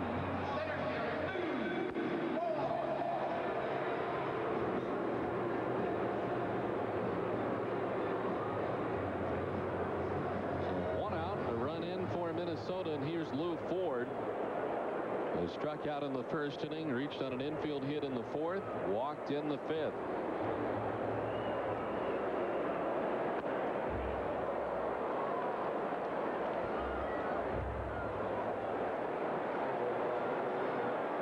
Michael Kadire coming in as a defensive replacement after Shannon Stewart had to leave, and ends up helping with his offense. A solo home run here to tie the game at 4. To Gutierrez and to Mankiewicz, and there's 2 down. So you think of Lowe on this turf giving him a problem, but it hasn't been ground balls that have been the problem tonight. The ball that Blanco hit off the wall out of the glove of Manny, and of course the home run by Kadire.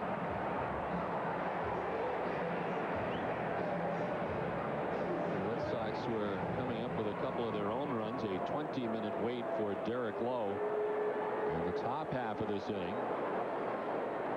2 ground ball outs after the home run, and here's Justin Morneau, who is swinging for the fences with that one.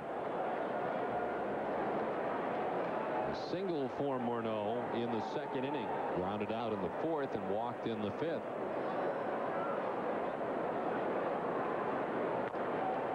This one softly chopped towards Bellhorn. Leadoff home run has tied the score at 4.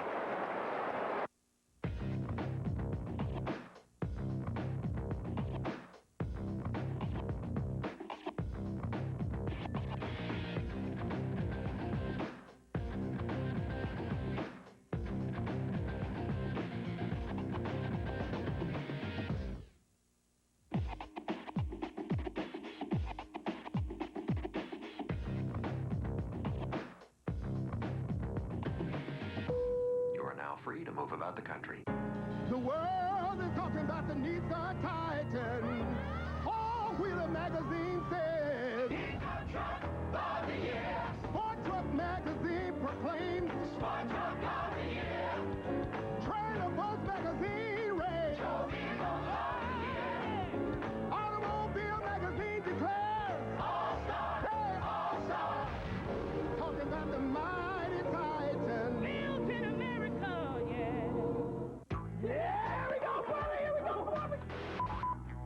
let me get this straight. You invite us over here to watch the big game, and your cable company doesn't even carry it? Thanks, dude. You want the truth about cable? Are you a fan or what? Boo-hoo-hoo! I can't watch the game. Don't cry about it. Switch to DirecTV. Call right now and receive a 4-room DirecTV system with standard professional installation free. That's right. Plus, get over 130 all-digital quality channels for only $39.99 a month. And DirecTV offers you access to over 225 channels, including premium movie channels like HBO, Starz, Showtime, and Cinemax. Plus, DirecTV offers your favorite local channels, too. Call now and get a 4-room DirecTV satellite system with professional installation of $300 value free. Plus, order now and get a free DVD player from VCK. A home run by Michael Kadire off Derek Lowe has tied the score 4-4 as we head to the top half of the 8th inning. The former Minnesota Twin, David Ortiz, to lead it off.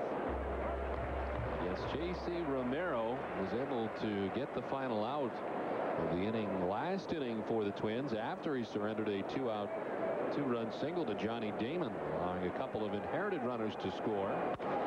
Broken back, grounded to first. Morneau gobbles it up and takes it alone for out number 1.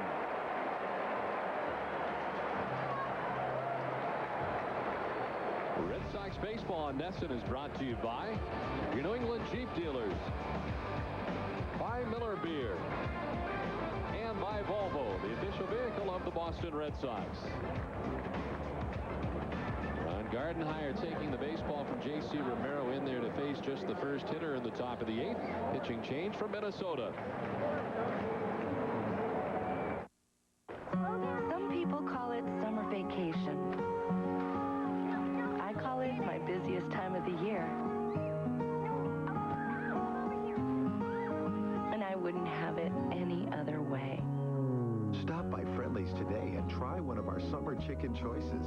Right now, get a free sundae with our newest flavor, Hunka Chunka PB Fudge, when you try any of our 6 summer chicken choices.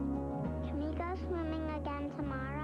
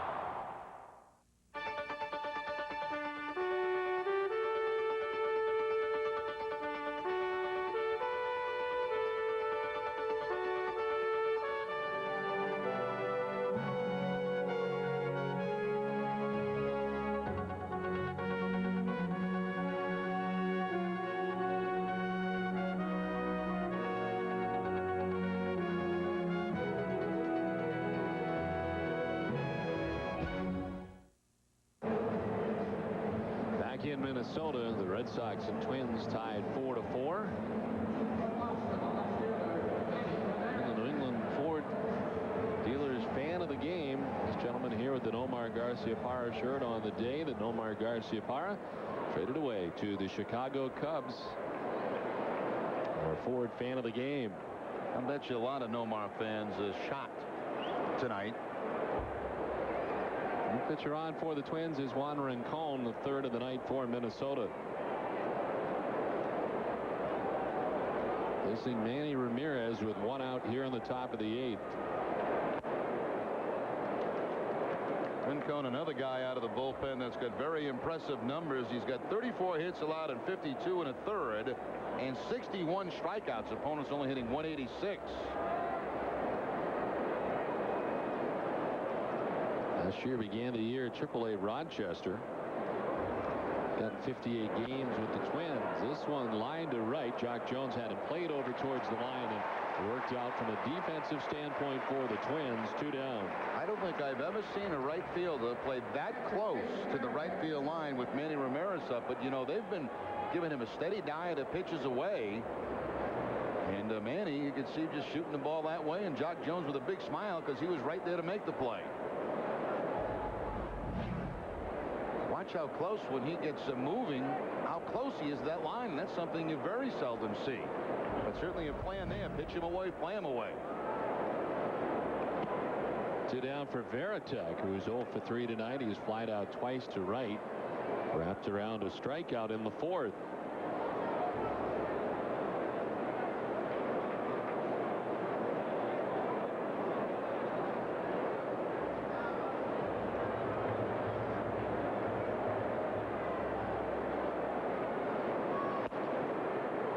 Strikes even the count at 1-1. The player profile is brought to you by Sovereign Bank, the official bank of the Red Sox cable network. And of course, arguably the best trade made by Dan Duquette, hiring Derek Lowe along with Jason Varitek for Heathcliff Slocum.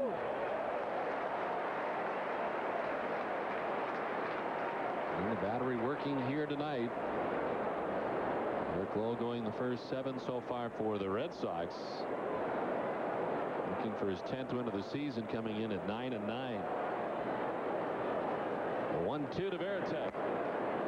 Just missing. And framed by Henry Blanco for Joe West. Wasn't biting, and it's 2-2. And Rincon's throwing hard, too. Those last 2 fastballs, 95 miles an hour.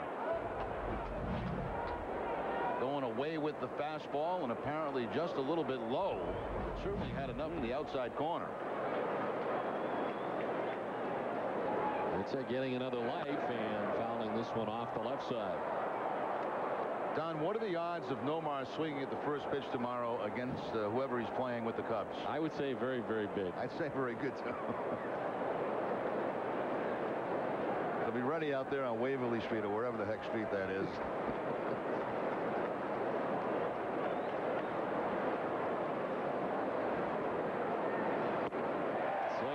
Varitek strikes out. Red Sox down in order, tied at 4. Hey, will you watch my salad? Sure. Warm chicken. McDonald's? I'm loving it. What are you salad? The conditions at today's venue are perfect. Not too hot, not too cold.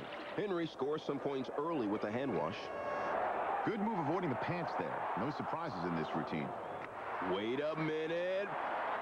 Booyah! What a finish! This moment deserves a Pepsi Edge. Reward yourself with new Pepsi Edge. It has full-on flavor, but 50% less sugar and carbs. So feel free to celebrate any little achievement. Years of conditioning really paid off there. Hyundai's on a winning streak, and during Hyundai's Winning Streak Summer Clearance, save big on the popular Hyundai Santa Fe. The Santa Fe costs $4,400 less than a Toyota Highlander when comparably equipped. And right now you get $1,750 cash back or 0% APR on every Santa Fe. Plus, Hyundai's dedication to quality lets us offer America's best warranty. 10 years, 100,000 miles. So don't waste money. Smart size your SUV at Hyundai's Winning Streak Summer Clearance. Lease a Hyundai Santa Fe for only $249 a month, only through August 2nd at your Hyundai dealer.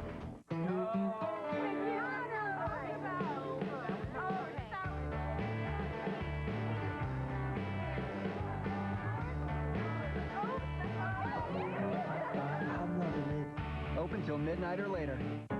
The world is talking about the Nissan Titan. Four-wheeler magazine says Truck of the Year. Sport Truck magazine proclaims Sport Truck of the Year. Trailer Post magazine rates Automobile magazine declares All-Star. Hey, All-Star. Talking about the mighty Titan. Built in America, yeah. Back in Minneapolis, Carl Eller, Hall of Fame defensive end. Minnesota Vikings enjoying the ball game tonight. He was part of that front line that would play over that old stadium. Outside, cold, nasty conditions. Alan Page. The Purple People Eaters. Actually going to be inducted into the Hall of Fame next week. Yeah, Russ telling me Jim Marshall also on that line. Terry Hunter leading it off. First pitch from Derek Lowe, headed out towards center, but Johnny Damon will run it down for the first out of the inning. Hunter wasting no time out after that first pitch from Lowe. The 101st pitch thrown tonight by Derek Lowe, and it will be his last as Terry Francona makes his way to the mound.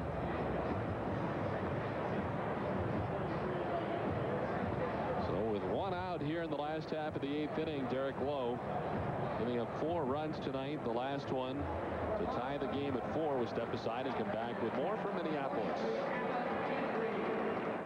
You know, it's not like having your first baby isn't stressful enough.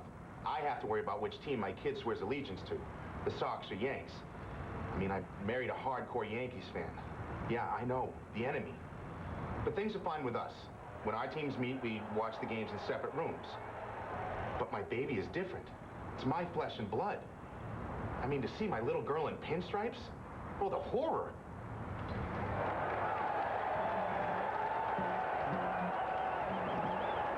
It's August on Nesson. The Red Sox battle the Rays. Cheer up, announcer boy. What are you doing? I'm doing a promo. All this TV? It's easy stuff. They look easy, but... It's August on Nesson and the Sox are hot. We've got that crazy CFL action. You shouldn't call it crazy.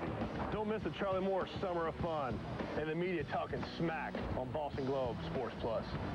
That was okay, I guess, but I mean, are people going to remember all that? All of what? Exactly. Nesson in August. It's hot, brother. I've never even told my wife this, but the Red Sox delayed my engagement for about a year. It went like this. I had the ring picked out, money in my pocket. I even knew the date I was going to pop the question. Then my buddy calls with an amazing deal. Box seats by the dugout for the entire season. All it's just going to cost me is my ring money. Long story short, it was a great summer, and nobody was the wiser. Until now. Sorry, honey.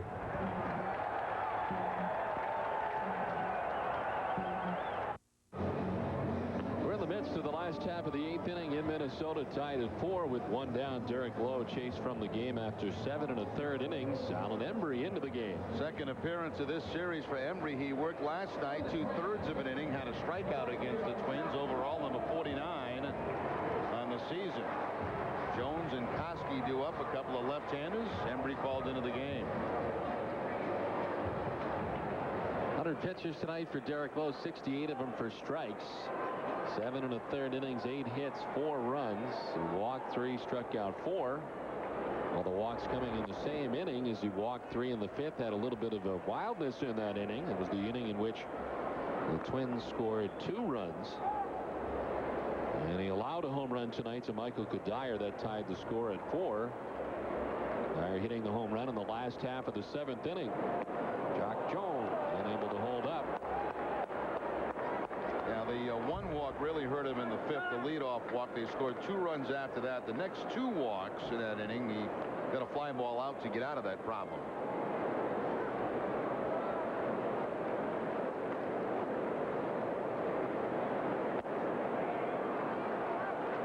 Embry operating at 92 miles per hour here against Jock Jones. Timlin, who had been up alongside Embry, just looking on from atop the hill in the bullpen area, no longer throwing.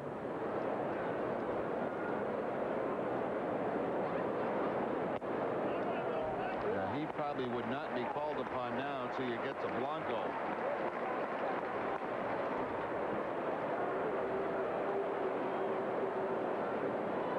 Embry falling behind Jock Jones, 3-1.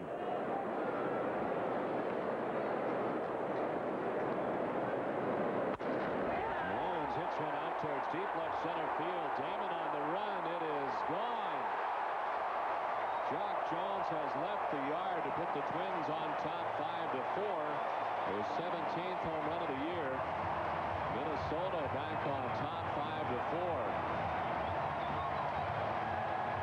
As a left-handed pitcher, when you fall behind 3-1 against a left-handed hitter, you lose your advantage. Jock Jones knows that Embry has to come with the fastball 3-1.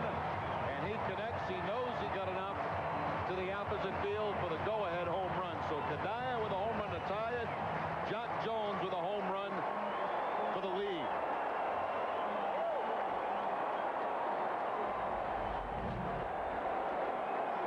So a 1-out solo home run for Jock Jones. The Twins able to tie the score with a solo home run by Kadire last inning. They pull ahead on a solo home run by Jock Jones this inning.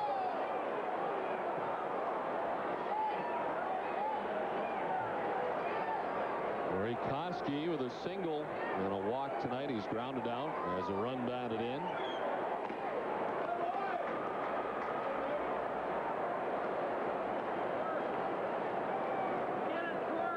Twins closer Joe Nathan has 28 saves on the season. Twins with a 1-run lead here in the 8th. The Red Sox in the 9th, expecting Minkiewicz, Millar, and Miller. The expected trio for the Red Sox, and at the very least, he'll be dealing with a 3-run deficit as you see Joe Nathan, who's just recently got up with his recent lead here for the Twins.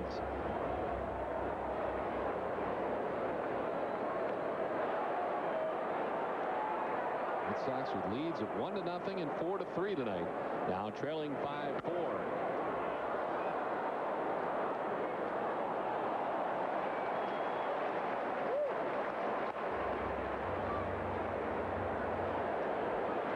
Had himself in a perfect hitting situation against a lefty, falling behind 3-1. You know the fastball's coming on the 3-1 count. The 6th home run of the year given up by Alan Embry, as this time he gets Koski. First strikeout for Embry, and there's 2 down in the inning. And we'll see now if Francona, yes, he is coming out to make the pitching change with Blanco due up. So Embry giving up a home run to Jock Jones. The Twins on top now 5-4, and another pitching change coming from Minneapolis. You know, it's not like having your first baby isn't stressful enough. I have to worry about which team my kid swears allegiance to. The Sox or Yanks. I mean, I married a hardcore Yankees fan. Yeah, I know, the enemy. But things are fine with us. When our teams meet, we watch the games in separate rooms. But my baby is different. It's my flesh and blood. I mean, to see my little girl in pinstripes? Oh, the horror.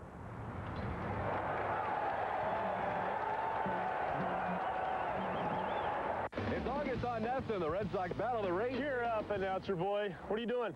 I'm doing a promo. All this TV? It's easy stuff. They look easy, but... It's August on Nesta, and the Sox are hot. We've got that crazy CFL action. You shouldn't call it crazy. Don't miss the Charlie Moore Summer of Fun and the media talking smack on Boston Globe Sports Plus. That was okay, I guess, but I mean, are people going to remember all that? All of what? Exactly. Nesson in August. It's hot, brother. I've never even told my wife this, but the Red Sox delayed my engagement for about a year. It went like this. I had the ring picked out, money in my pocket. I even knew the date I was going to pop the question. Then my buddy calls with an amazing deal. Box seats by the dugout for the entire season. All it's just going to cost me is my ring money. Long story short, it was a great summer, and nobody was the wiser. Until now. Sorry, honey.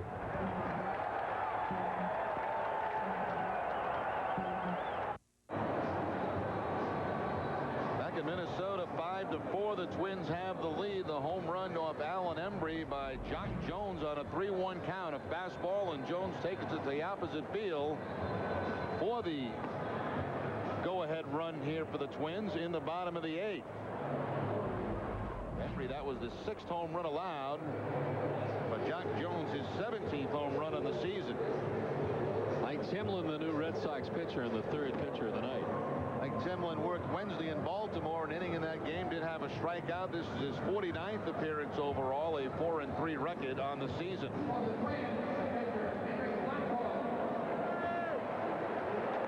Two down here in the last half of the 8th inning.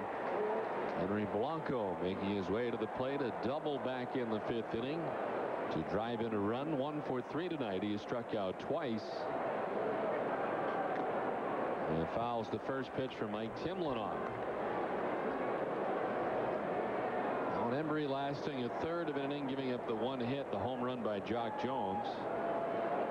The walks and a strikeout for Embry, giving up the go-ahead run to the Twins here in the last of the 8th.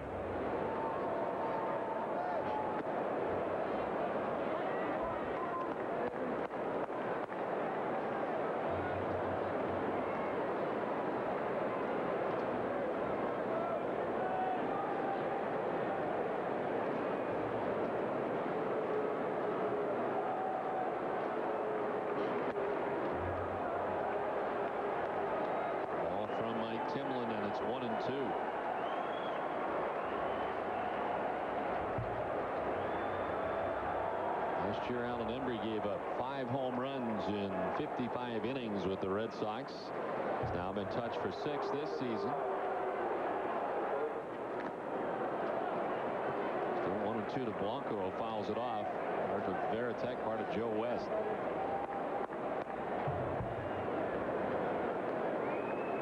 Again, looking ahead to the top of the ninth, Doug Mankiewicz, Kevin Millar, and Bill Miller expected for the Red Sox.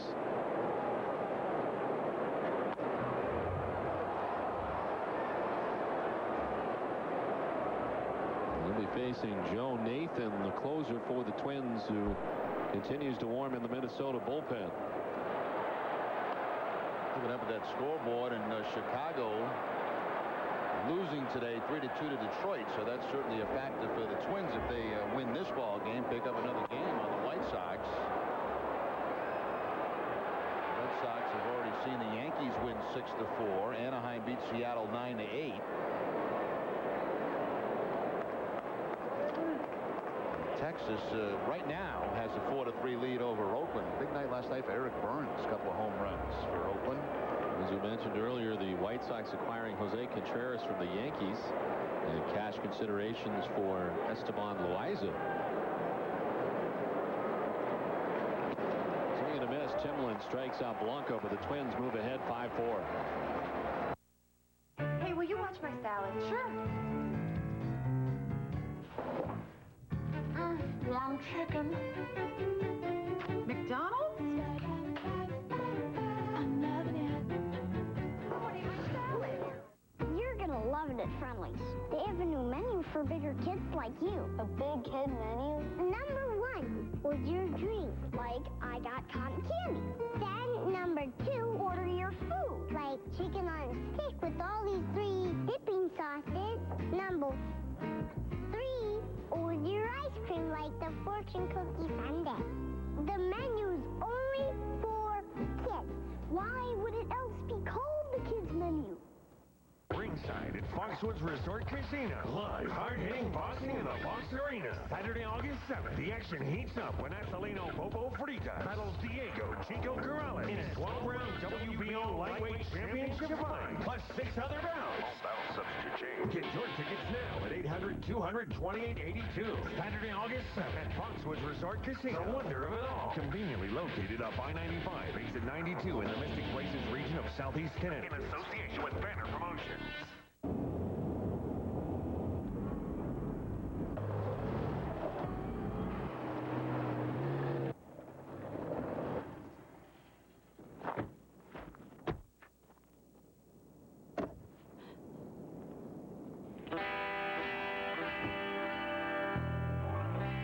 A million uses and counting.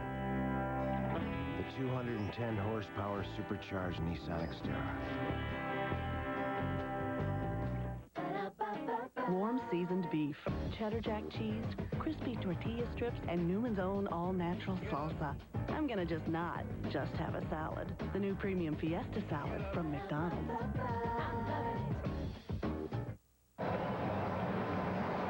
Back in Minnesota, ready for the top of the ninth. The Red Sox dealing with a 1-run deficit as they come to bat. They do so against one of the best closers this season in Joe Nathan. 28 for 29 and save opportunities for Nathan. He's 3rd in the league. Rivera with 36, Cordero of Texas 31, then Nathan with 28. It's amazing. Last year they had Eddie Guardado. This year Joe Nathan steps right in and is doing a great job for the Twins. Guardado doing his business in Seattle now. As Doug Mankiewicz leads it off, newest member of the Red Sox, singling his last time up, 1 for 3 tonight.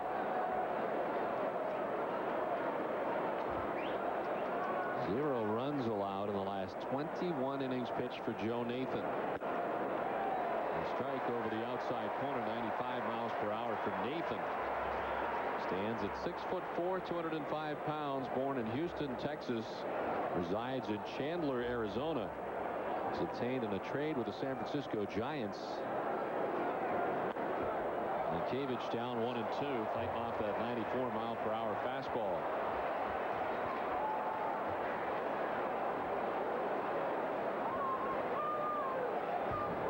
Nathan in the majors first with the Giants in 2002 and in 2003. 78 relief appearances for the Giants last season. Was not made into a closer until he came here to Minnesota. Into center field and fallen fast. The Red Sox have the lead runner on in the ninth. Doug Mankiewicz with his second hit of the night, the newest member of the Red Sox. And looks like Gabe Kapler is going to come out to run for Mankiewicz. So his Red Sox debut, 2 for 4. He'll get a nice little ovation, and a very little ovation now that the game's on the line. A little bit different now.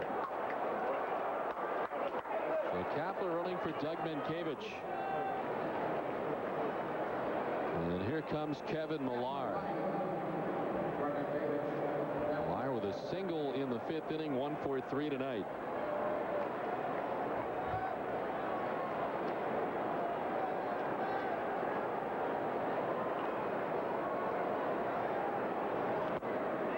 Swing and a miss, challenged him there. Went up top, 96 miles per hour.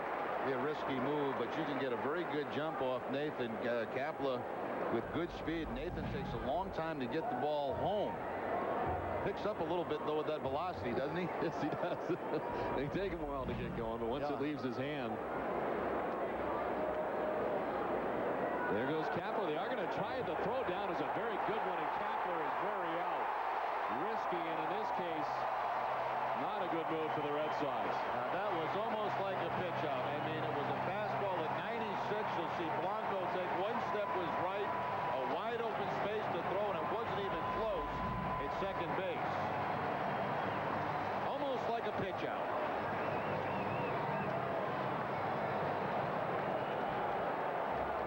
Kapler barely reached the dirt when he was trying to head for a slide into second base. Something the Red Sox very seldom do. They try here in the 9th. And a base run is removed. To center field, and there's 2 down in the 9th. Nobody on now.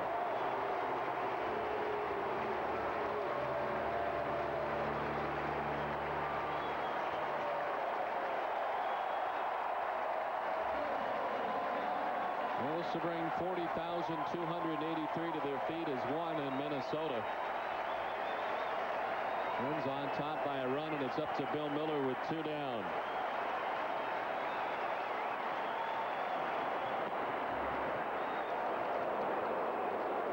That's Nathan taking something off, dropped down to 90. And he missed 4-1. Bill Miller tonight 0 for 3. He's flying to the track in center, grounded into a double play, and popped out to short. Down the line in right field, headed towards the corner, and a foul ball.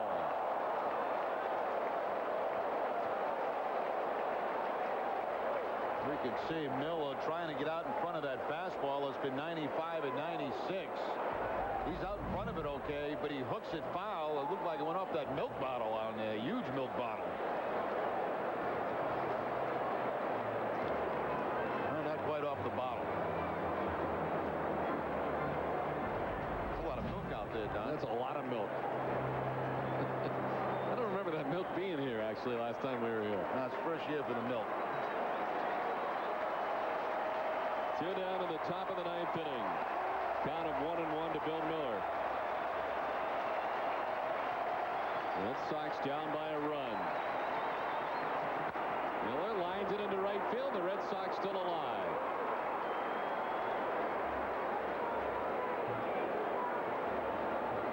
This game summary is brought to you by Dunkin' Donuts.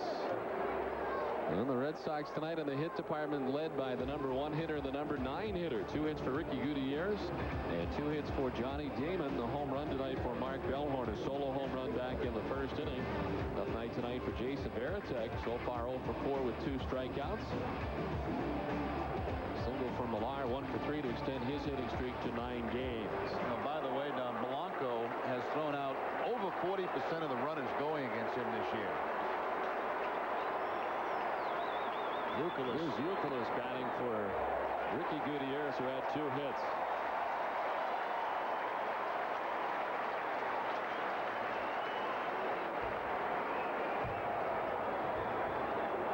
Youkilis batting with Miller at first base and 2 down in the 9th.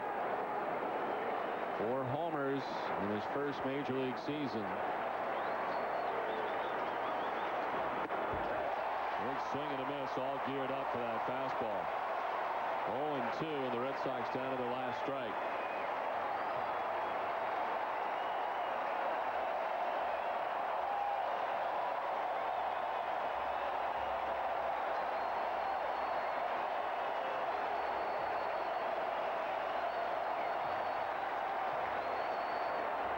This one gets away from Blanco. Up to second goes Bill Miller.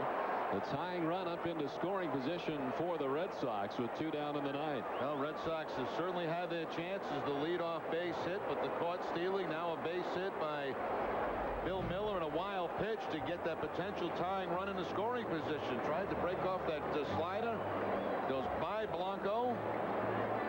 And the Red Sox have an opportunity with a man at second base.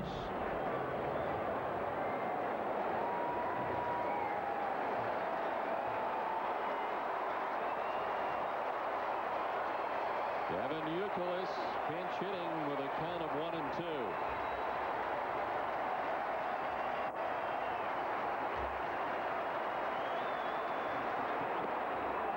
On away, 2-2 now to Youkilis.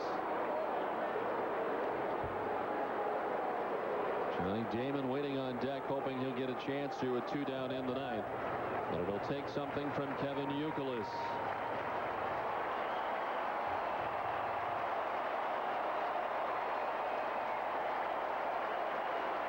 The 2-2 pitch.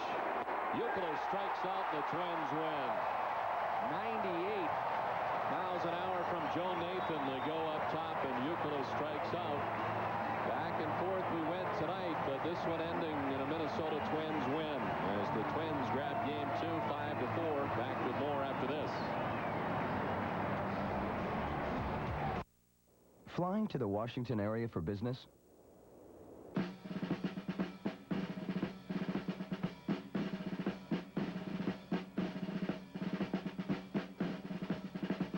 If these 20